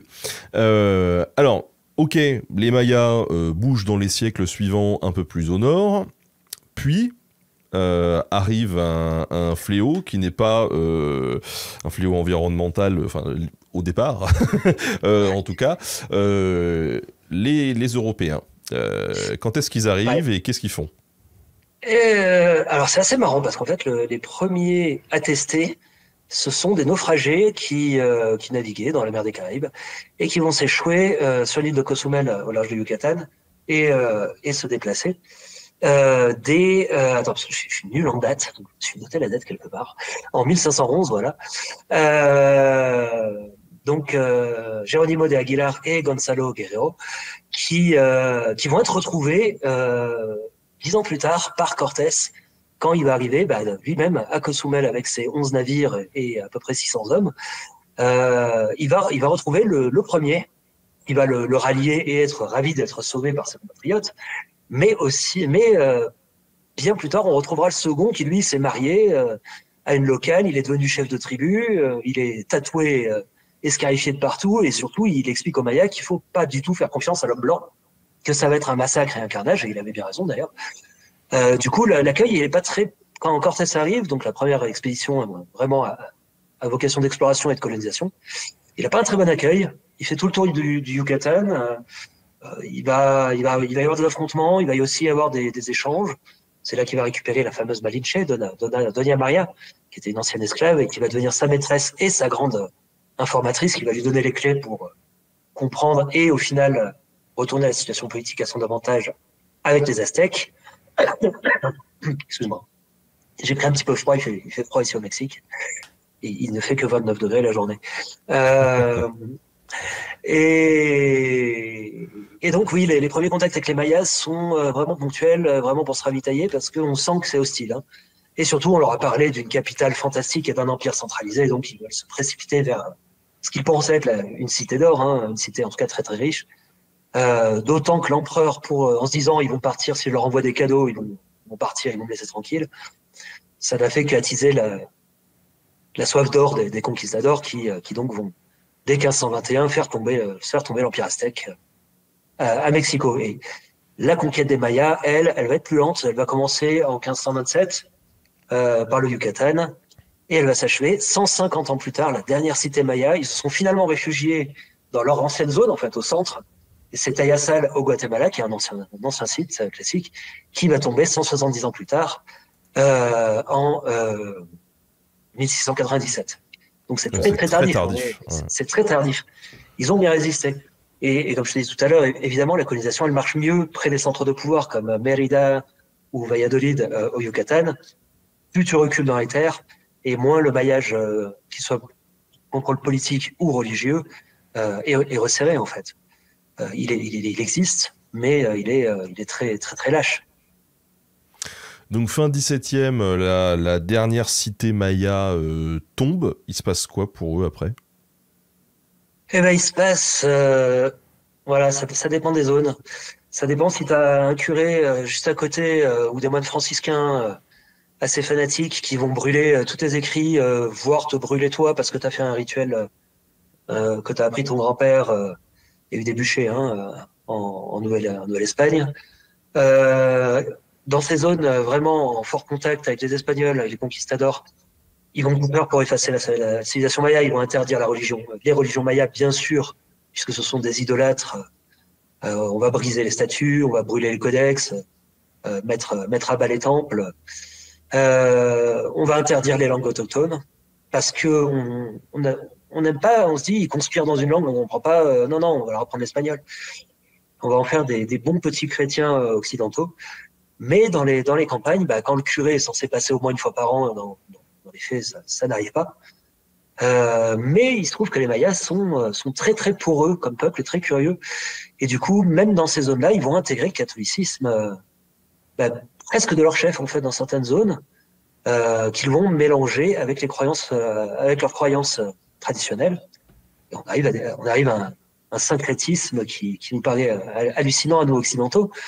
Mais par exemple, encore aujourd'hui, tu as des prières au nom du Père, du Fils, du Dieu Tchak, le Dieu de la pluie, et du Saint-Esprit. Tu as une assimilation entre les 4 archanges, dont un, il y en a que 3 archanges, mais un de la Torah, Uriel, qui seraient les 4 divinités qui tiennent le ciel, la voûte céleste, aux 4 coins de l'univers connu, qui est carré, c'est bien connu. Encore plus drôle, on a des enfants qui nous écoutent ou on peut y aller? Sur un entretien de 2 heures, je pense que ça va. Et vu que tu viens de... Voilà, là, je fais traîner un petit peu. Comme ça, les gens ont le temps d'évacuer les gamins. Mais vas-y, c'est bon. Par exemple, j'ai un ami ethnologue qui me racontait que chez les Tchols, actuellement, Adam est considéré comme enfin, par certains en tout cas, comme le jardinier de Dieu. Donc il y a une histoire de jardin, ils n'ont pas forcément tout à fait compris le jardin d'Éden. Que le serpent va venir séduire Ève et il va lui rentrer dedans, pour dire ça de manière comme ça. Pas trop se faire censurer plus tard sur Facebook. Et comme elle aime ça, il va lui dire, mais tu sais, Adam, il peut te le faire aussi, il a ce qu'il faut. Et c'est ça le péché originel, en fait. C'est donc la découverte du plaisir charnel. En fait, ils ont vraiment fait un mélange de ce qu'ils ont compris. Faut dire que les curés parlaient pas forcément bien le maya, les colonisés parlaient pas forcément bien l'espagnol au début. On a vraiment un mélange et un syncrétisme pas possible. On retrouve des fables de La Fontaine racontées comme des récits traditionnels mayas. Et clairement, ils ont été racontés par certainement un espagnol et assimilés aux cultures locales. Et vraiment, il y a eu un mélange mais incroyable. Hein. Alors, en tout cas, dans le chat, on nous dit que la version maya est mieux. Bah, peut-être un peu plus humaine et un peu plus crédible, ouais. Oui, peut-être. Oui. Bon, et alors, au 19e, qu'est-ce qui s'est passé pour les Mayas?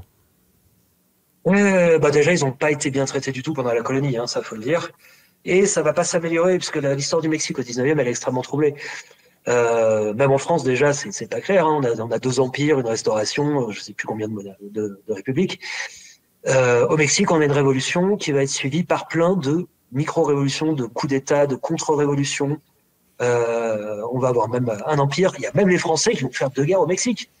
On le sait pas, nous, en France, mais on a envahi le Mexique, hein, quand même. On a failli en faire une colonie. Pour une histoire de croissants, en plus. Bon, pour ceux que ça intéresse, franchement, allez voir sur Wikipédia, ça vaut le jus. La guerre des croissants, des pâtisseries, pardon. C'est surréaliste comme prétexte. Mais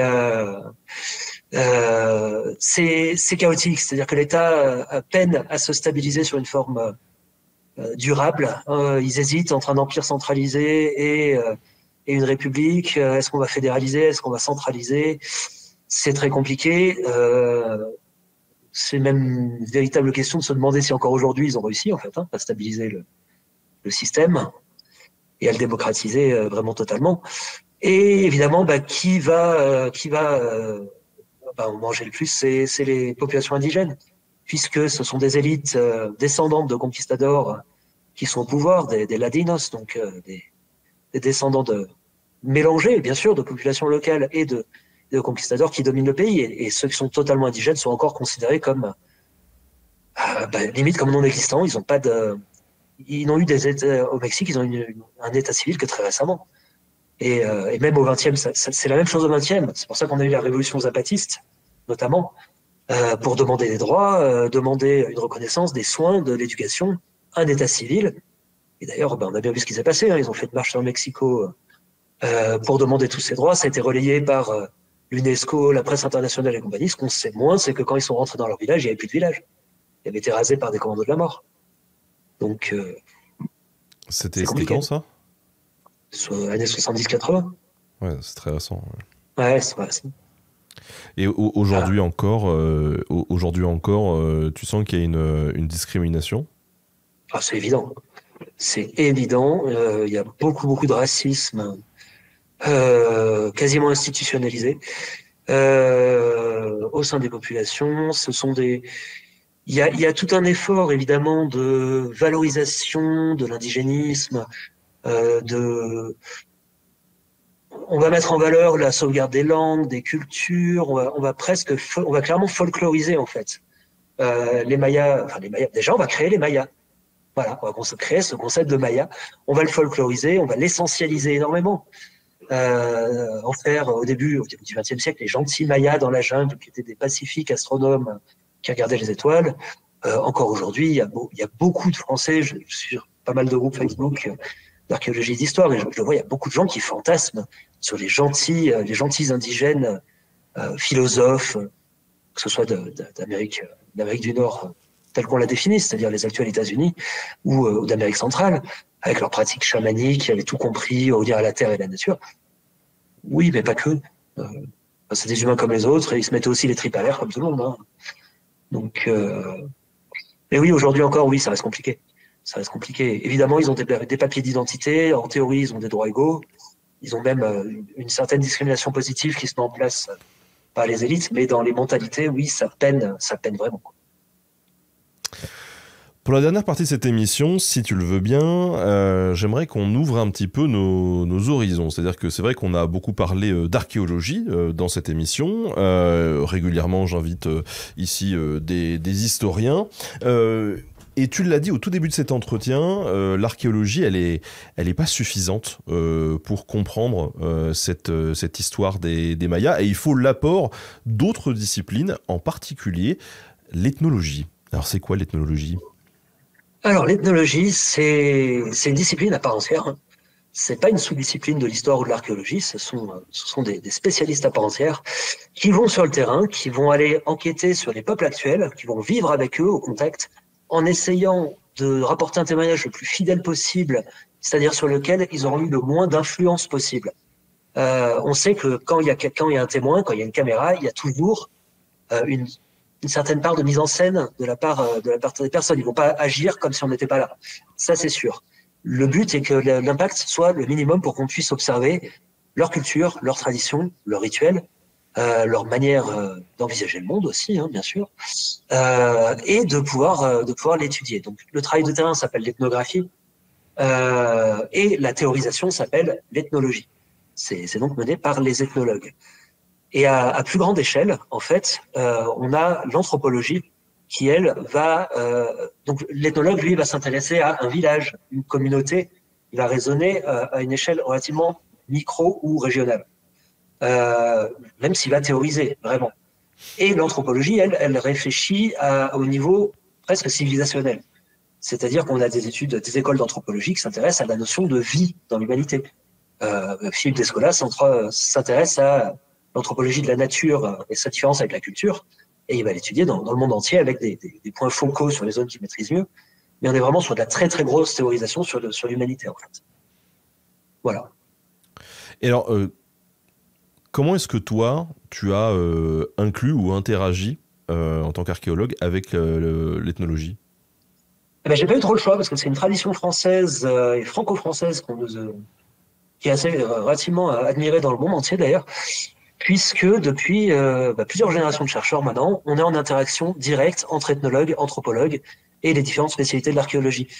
Ça nous vient tout droit d'une collaboration mise en place par Aurore Monod-Péclin, qui elle-même est une élève du grand ethnologue et anthropologue dont j'ai évidemment oublié le nom, Lévi-Strauss, évidemment. Et qui a épousé un archéologue et qui très vite ils se sont rendus compte de tout l'intérêt de croiser leurs recherches quand on parle de population qui existe encore même, malgré tous les aléas qui se sont produits depuis 2000 ans, oui. Et donc on a un laboratoire qui s'appelle, c'est pas un laboratoire, c'est un groupe de recherche commun qui met en commun les chercheurs de différents laboratoires d'archéologie et d'ethnologie, qui s'appelle le groupe d'études et de recherche sur les Mayas et la Mésoamérique, où on se réunit régulièrement et où on réfléchit en commun, on présente nos diverses recherches, et on s'enrichit mutuellement, en fait, sur tout plein d'aspects différents et des thèmes sur lesquels on ne serait pas forcément allé de nous-mêmes en tant qu'archéologues, tu vois. Sauf que les ethnologues ont creusé le sujet et qu'on va se dire, ah mais oui, mais en fait, ça peut expliquer des choses. Comme quoi Par exemple, le problème, nous, en fait, en archéo, c'est que, donc, comme on l'a évoqué indirectement, mais on n'a pas beaucoup de sources écrites. C'est vraiment de la propagande royale, des inscriptions astronomiques. On a très peu de factuels sur la vie de tous les jours ou pour comprendre la société. Les rituels, notamment, et la religion. Tout ça, on a très, très peu d'éléments. Et en plus, les témoins matériels qui nous sont parvenus, comme je le disais, c'est l'infime partie. C'est la partie qui est solide et qui a résisté au ravage des saisons des pluies. Toute la partie Une offrande de cacao, c'est évident, on a retrouvé des résidus dans quelques pots, mais ça se décompose. Tout ce qui est en bois, tout ce qui est végétal ou en os, ça se décompose, on l'a perdu. Évidemment, un rituel, c'est pas que ça. C'est pas que son résultat qui est éventuellement un dépôt d'objets. C'est toutes les danses, c'est tous les chants. On va brûler de l'encens, il y a des odeurs, il y a toute une partie visuelle, scénarisée. Il y a toute une... tout ce qui révèle de l'oralité aussi et de la transmission orale, ça en tant qu'archéologue, tu l'as pas, quoi. Ouais. Et de la gestuelle. Et aussi, il nous manque le mode d'emploi. Pourquoi ?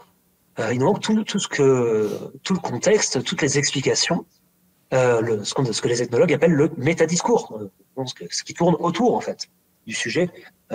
Évidemment, on n'a pas quelqu'un qui s'est amusé à dire, on fait ça parce que... voilà. Donc, tout ça, on peut y accéder avec beaucoup de précautions au travers de l'ethnologie. On peut le toucher, en tout cas, au travers de l'ethnologie.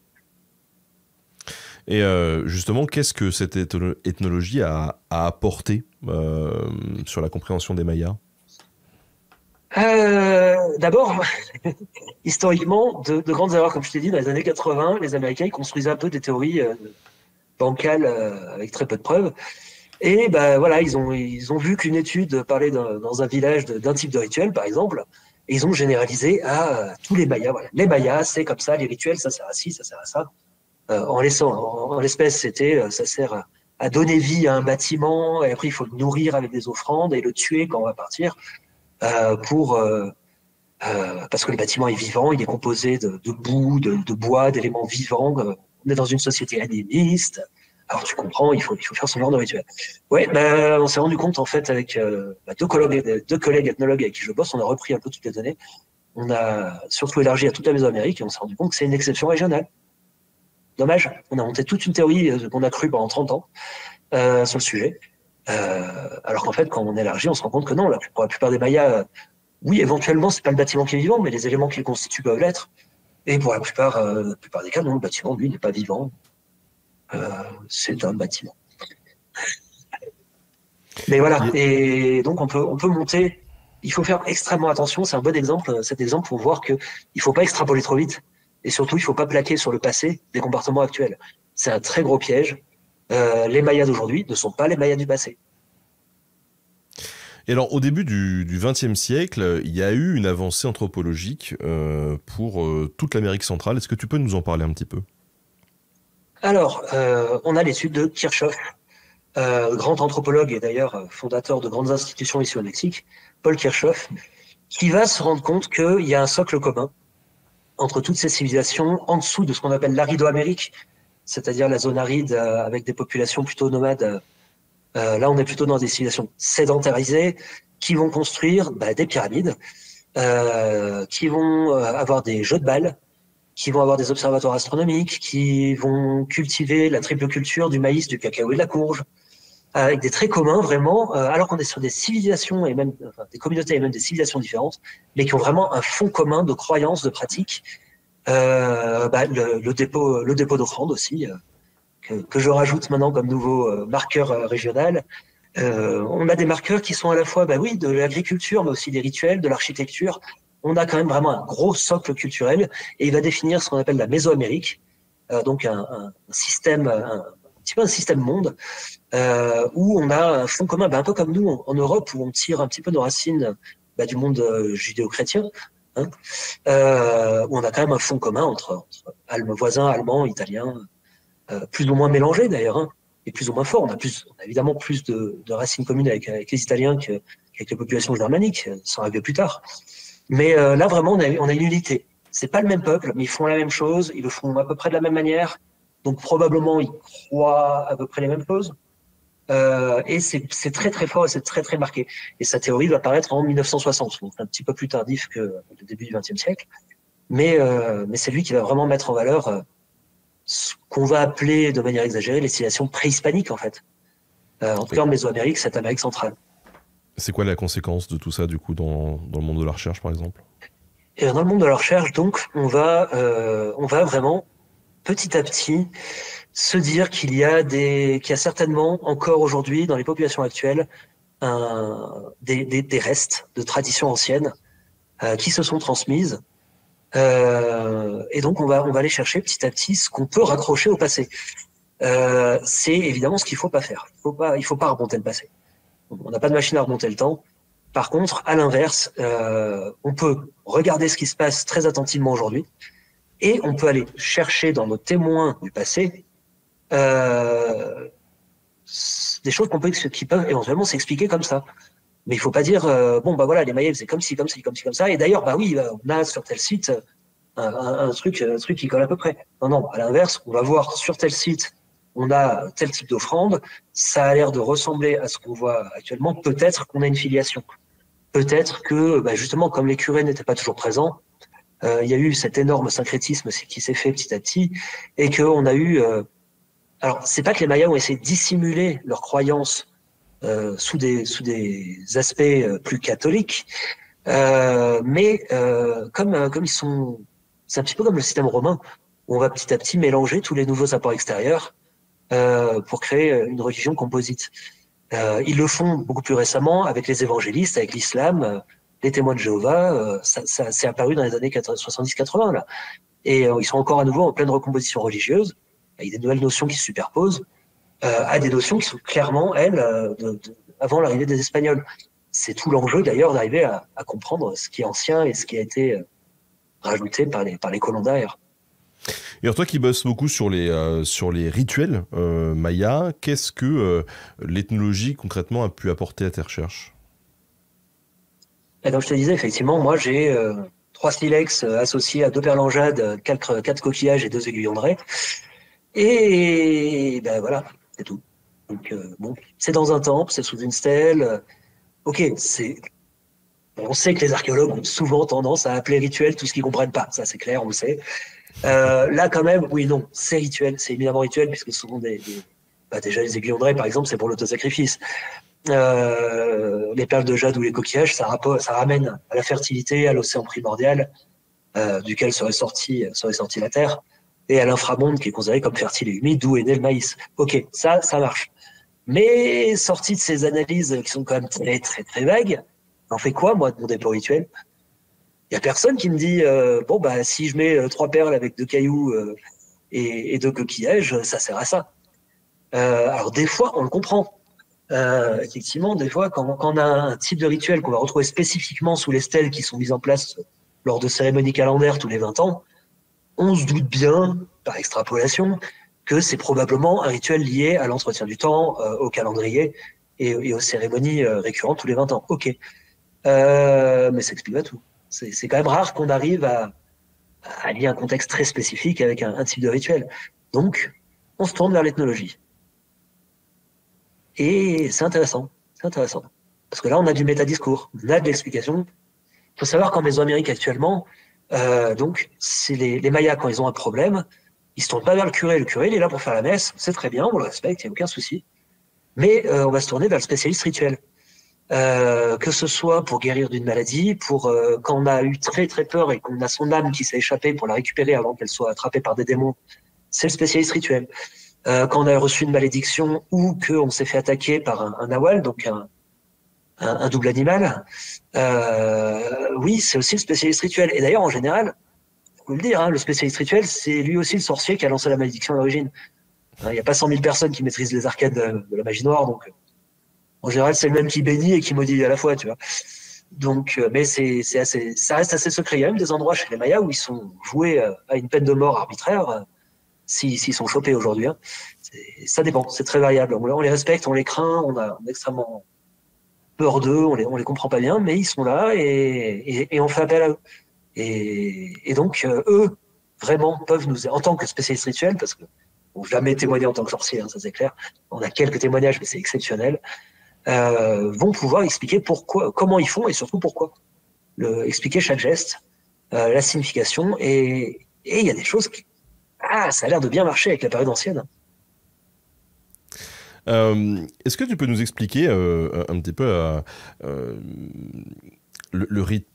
quel rituel quelle sorte de rituel il peut y avoir quand on veut construire une baraque? Eh ben alors justement, oui, je peux bien sûr, puisque j'ai commencé à en parler en fait, en évoquant cette théorie des années 80 qui parlait d'animer les édifices. Et c'est cette étude que j'ai faite avec mes deux collègues, Marie Chausson et Cédric Becquet, qui sont tous les deux ethnolinguistes, du fameux groupe de recherche commun. Et en fait, moi, je connaissais cette théorie-là des maisons animées et compagnie, ça me convenait très bien, hein, je n'étais pas allé chercher au-delà, comme tout le monde d'ailleurs. Et Cédric arrive à un colloque et il nous raconte un rituel exactement pareil, donc pour la construction d'une maison, sauf que pour lui, c'était pas du tout pour animer les édifices. Et je vais après hein, sur les raisons pour lesquelles on va faire ce rituel, mais ça m'interpelle et à la fin, je vais le voir. Je me dis, mais c'est marrant parce que nous, les archéologues, on est restés bloqués sur cette théorie. Il fait, oh, bah, j'en ai jamais entendu parler. Ça doit être un truc très très local. Je fais, ouais, bah nous, on l'a généralisé, tu vois, on en a fait un consensus. Et bon, bah du coup, grâce à ça, bah, on est devenus amis petit à petit et ça fait des années qu'on bosse sur le sujet. Et on s'est rendu compte, donc, c'est un particularisme régional et qu'en fait, quand on va construire une maison ou occuper un nouvel espace, que ce soit pour construire une église, un rucher, une porcherie, un champ dans lequel on va construire, mettre du maïs ou même des vaches, peu importe, quand on va occuper un nouvel espace, comme l'être humain, je le disais tout à l'heure, n'est pas seul dans ce monde. Il y a plein d'entités qui le peuplent aussi, qui sont plus ou moins visibles, invisibles, intangibles. L'être humain n'est clairement pas le plus puissant. Hein. Il y a des divinités du ciel, de la terre, directement empruntées à la période plus ancienne, hein, ça c'est clair. C'est les seigneurs de l'inframonde de la période classique, hein, ça c'est très très net, ce qu'on appelle les seigneurs de la terre aujourd'hui. On doit faire sa petite place hein, dans le monde et se protéger d'influences extrêmement puissantes et extrêmement dangereuses. Et donc, si demain j'installe mon terrain et que je veux construire ma maison, il faut comprendre que déjà je vais devoir prendre des matériaux, je vais devoir prendre de la boue, je vais devoir prendre du bois pour construire ma maison. Et pour certains, la croûte terrestre, c'est la peau des maîtres de la terre, des seigneurs de l'inframonde. Donc je vais leur faire du mal directement. Pour d'autres communautés, comme ça varie d'un village à l'autre, non, les seigneurs de l'inframonde, eux, n'existent que comme entités dans des grottes à forme plus ou moins humaine. Mais de toute façon, on va les embêter. On va empiéter sur leur domaine et on va les gêner. Donc, il faut absolument faire un rituel pour se faire pardonner de la gêne occasionnée. Et ensuite, petit à petit, pour négocier leur protection. Sur l'espace qu'on va construire, sur les 4 murs qu'on va ériger pour monter la maison. On va devoir leur demander pardon, négocier leur protection et arriver à un accord. Un accord qu'il va falloir renouveler tous les 2-3 ans par le même rituel, puisque ils s'habituent petit à petit à recevoir alors là, c'est des offrandes, pour le coup, clairement. Et donc, il leur faut leur petit backfish régulièrement pour que la protection puisse continuer. Donc, ce rituel, il va circonscrire l'espace, c'est-à-dire qu'on va commencer, le spécialiste rituel va commencer par faire des dépôts ou des aspersions de liquide comme de l'alcool, de l'eau bénite ou même du sang de victimes sacrificielles animales aux 4 coins pour vraiment marquer les points faibles un petit peu de la structure. Mais ça nous rappelle un petit peu les 4 coins du monde carré, comme l'estiment les Mayas, les 4 points cardinaux. Il va faire tout un circuit autour de la maison en bénissant cet espace et ça finit au centre de la maison qui est donc en cours de construction. En général, c'est un sol de terre battue traditionnellement, mais maintenant, effectivement, il faut un sol en ciment. Donc, on le fait avant le sol en ciment. Et là, on va avoir un sacrifice de poules, de dindons. En général, c'est une ou plusieurs volailles noires. Soit on fait couler son sang dans la petite fosse qu'on a creusée au milieu de la maison, soit on dépose ses entrailles, ou la bestiole entière d'ailleurs, avec différents éléments, de l'alcool, de l'encens, des fois même des pâtisseries, tout ce qui peut satisfaire les entités, mais pas que au niveau gustatif, aussi au niveau de la lumière. Donc on va offrir des bougies. Ça leur plaît beaucoup, les bougies apparemment, les odeurs, l'encens. On va essayer de faire une offrande à tous leurs sens et à demander la protection non seulement des maîtres de la terre, mais aussi des entités célestes. Et donc, tout ça n'a rien de catholique, soyons clairs. Mais, mine de rien, les prières, tu vas entendre que ça s'adresse aux santos, à Dios Padre, à la Virgen. Tout ça, c'est des concepts clairement catholiques, mais les santos, c'est pas du tout les saints du calendrier. C'est des entités qui trouvent leurs racines dans les mythes préhispaniques, pour la plupart. Par exemple, le Christ de Tila, il est noir, et c'est un intercesseur entre ce que nous on appelle les enfers, l'inframonde, et les entités célestes qui ne sont pas du tout des anges. Ouais, mais c'est intéressant ça, parce que comment toi tu fais quand tu bosses sur ces thématiques des rituels mayas, voilà. Comment est-ce que où est-ce que tu places la limite en fait entre ce qui est préhispanique et ce qui ne l'est pas? Je la place pas, c'est pas possible. On a 3 siècles d'acculturation. Faut pas oublier qu'on leur interdit la pratique de leur religion, on a même interdit les langues mayas. Donc on est face déjà à un effacement, à une acculturation très très très très volontaire qui a plus ou moins marché, puisque du coup on a eu un syncrétisme qui s'est mis en place. Mais oui, on a clairement des trucs qui sont préhispaniques, qui se sont maintenus. Oui, c'est vrai qu'il faut pas dire préhispanique, donc pré-conquête, on va dire, se sont maintenus.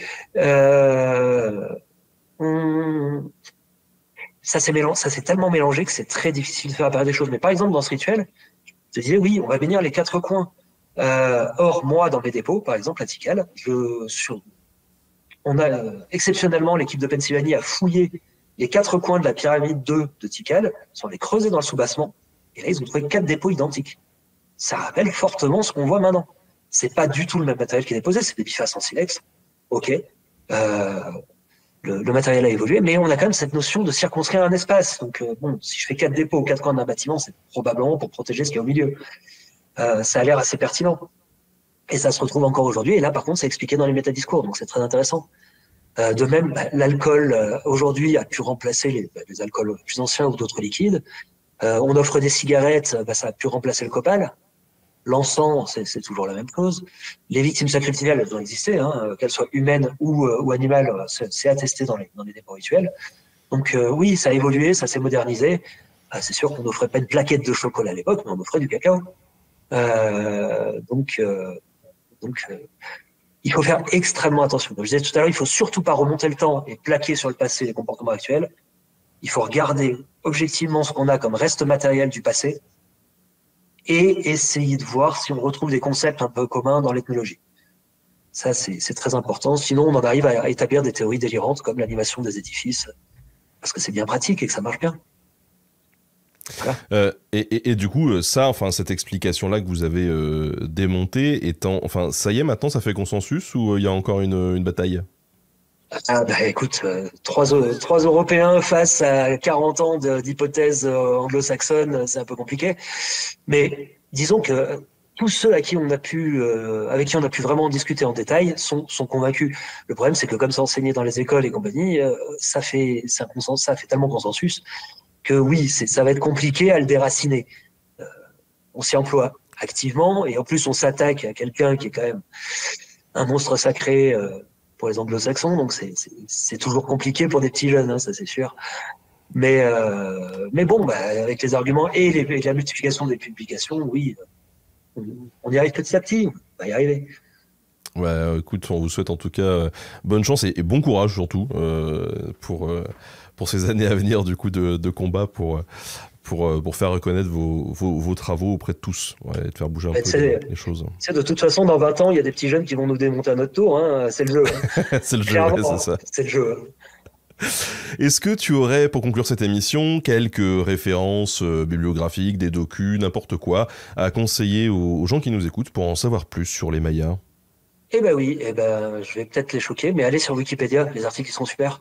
On fait bien attention à ce que toutes les théories du complot sur les extraterrestres et toutes ces bêtises-là soient effacées à chaque fois. Ils sont plutôt bien fichus, les Wikipédia, encore plus en anglais d'ailleurs. Ça, c'est vraiment le plus simple. Allez voir les 2 futures vidéos de Nota Bene qui vont être particulièrement géniales parce que Ben, il assure. Écrite par quelqu'un de talent en plus. Mais... Et pour ceux qui ont vraiment envie de creuser le sujet, il y a mon bouquin, voilà, sur les plates Simnan le Maya. Alors, il est que sur Amazon, parce que les éditeurs étaient trop frileux en se disant, ça intéresse pas assez les Européens. Et je pense qu'en fait, au final, ils n'avaient pas tout à fait tort, parce que c'est vrai qu'on connaît tellement pas que, malgré une bonne com, ça peine à démarrer. Mais pour ceux qui ont vraiment envie de creuser au niveau scientifique, au niveau biblio, on a un super beau bouquin qui a été fait par le professeur Éric Taladoire, un des grands mayanistes français, salut Eric, hein, au passage, qui a écrit Les Mayas en 2010 aux éditions du Chêne, qui est super beau. Les photos sont magnifiques de Jean-Pierre Coureau. Et surtout, vraiment, il va attaquer tous les domaines. De l'agriculture à la royauté, en passant par les panthéons, ce genre de choses. Malheureusement, il est plus édité, mais on le trouve régulièrement d'occasion sur des revendeurs en ligne. Il est peut-être un petit peu cher, mais vraiment, il vaut le coup. C'est un super bouquin. Et surtout, il est joliment illustré, donc ça permet d'avoir pas que du texte, en fait. C'est toujours utile quand on connaît mal une civilisation. Après, t'as le bouquin de Pierre-François Baudez, qui a écrit lui aussi Les Mayas, cette fois aux éditions Belles Lettres, en 2013. Très intéressant aussi, très général. Il a écrit d'autres bouquins, d'ailleurs, c'est lui qui a écrit ce super concept. Au lieu de parler de Mésoamérique, il parlait de Maso-Amérique, pour parler de l'autosacrifice du pénis notamment, et de cette douleur très importante dans les rituels. C'est absolument génial, il a beaucoup d'humour, Baudez a beaucoup d'humour, avait beaucoup d'humour, il nous a quittés malheureusement. Donc oui, Baudez, les Mayas aussi, pas très originaux dans les titres. D'ailleurs, tu vas le voir, le troisième bouquin, c'est de Marest, un américain, qui écrit Les Mayas, grandeur et chute d'une civilisation chez Talandier. Bon bouquin aussi, beaucoup moins illustré malheureusement. Et alors pour ceux qui maîtrisent l'anglais, il y a une source qui est absolument génialissime. Il y a Simon Martin et Nikolai Grub qui ont écrit en 2008 Chronicles of My Kings and Queens. Eux, c'est des épigraphistes et ils ont fait la synthèse de toutes les inscriptions connues à l'époque pour retracer toute une histoire, en fait, cité par cité. Ils ont pris une dizaine de cités et ils nous retracent toute l'histoire qui croise avec l'archéologie, bien sûr, et les autres sources. Et ils nous font une histoire dynastique, en fait. Et ça, c'est un travail de référence incroyable. C'est vraiment un boulot magnifique. On va pas dire que du mal des Américains. Hein. Ils bossent bien, les Américains, clairement. Faut le dire. Et là, c'est Simon Martin. En plus, il est anglais. Le pauvre, désolé Simon. Il est anglais et Nicolas est allemand. Donc, mais il bosse aux États-Unis. Super source, Martin et Grub. Vraiment, on s'en sert tous les jours. Et autre source générale pour ceux qui maîtrisent, alors là, c'est la Bible. Vraiment, la Bible, c'est un pavé de 1200 pages, je crois. The Ancient Maya de Scharrer et Traxler, en anglais aussi. Mais alors là, t'as tout, c'est simple. C'est 6e, 7e édition, je sais plus. C'est le gros pavé qui fait la synthèse surtout. On voit aussi bien des descriptions de sites que l'évolution chronologique, stylistique, histoire de l'archéologie maya. Il y a vraiment tout. Bon, bah écoute, en tout cas, pour tous ceux qui nous écoutent, vous pourrez retrouver dans le replay, dans la description de l'émission, cette trilogie Les Mayas et tous les autres références qu'a cité Johan, bien évidemment. Ça sera plus facile pour retrouver tout ça. Ouais, écoute, en tout cas, Johan, merci beaucoup de nous avoir accordé 2 heures de ton temps, comme ça, au pied levé, au saut du lit, de ton côté. C'est impressionnant. Avec plaisir, Ben. Ça fait des années que je te suis. C'est vraiment un plaisir de te rencontrer, même si c'est par webcam, enfin en vrai. Ouais, carrément. Bah, après, c'est vrai que le Mexique, j'ai pas encore foutu les pieds. Peut-être un jour, j'espère. Mais peut-être que je traverserai l'Atlantique pour venir te dire bonjour. Qui sait? Ah, tu viens quand tu veux. Avec plaisir. Merci à toi en tout cas, merci à tous ceux qui ont suivi cette émission. Merci à tous, merci encore à toi Johan et à très bientôt.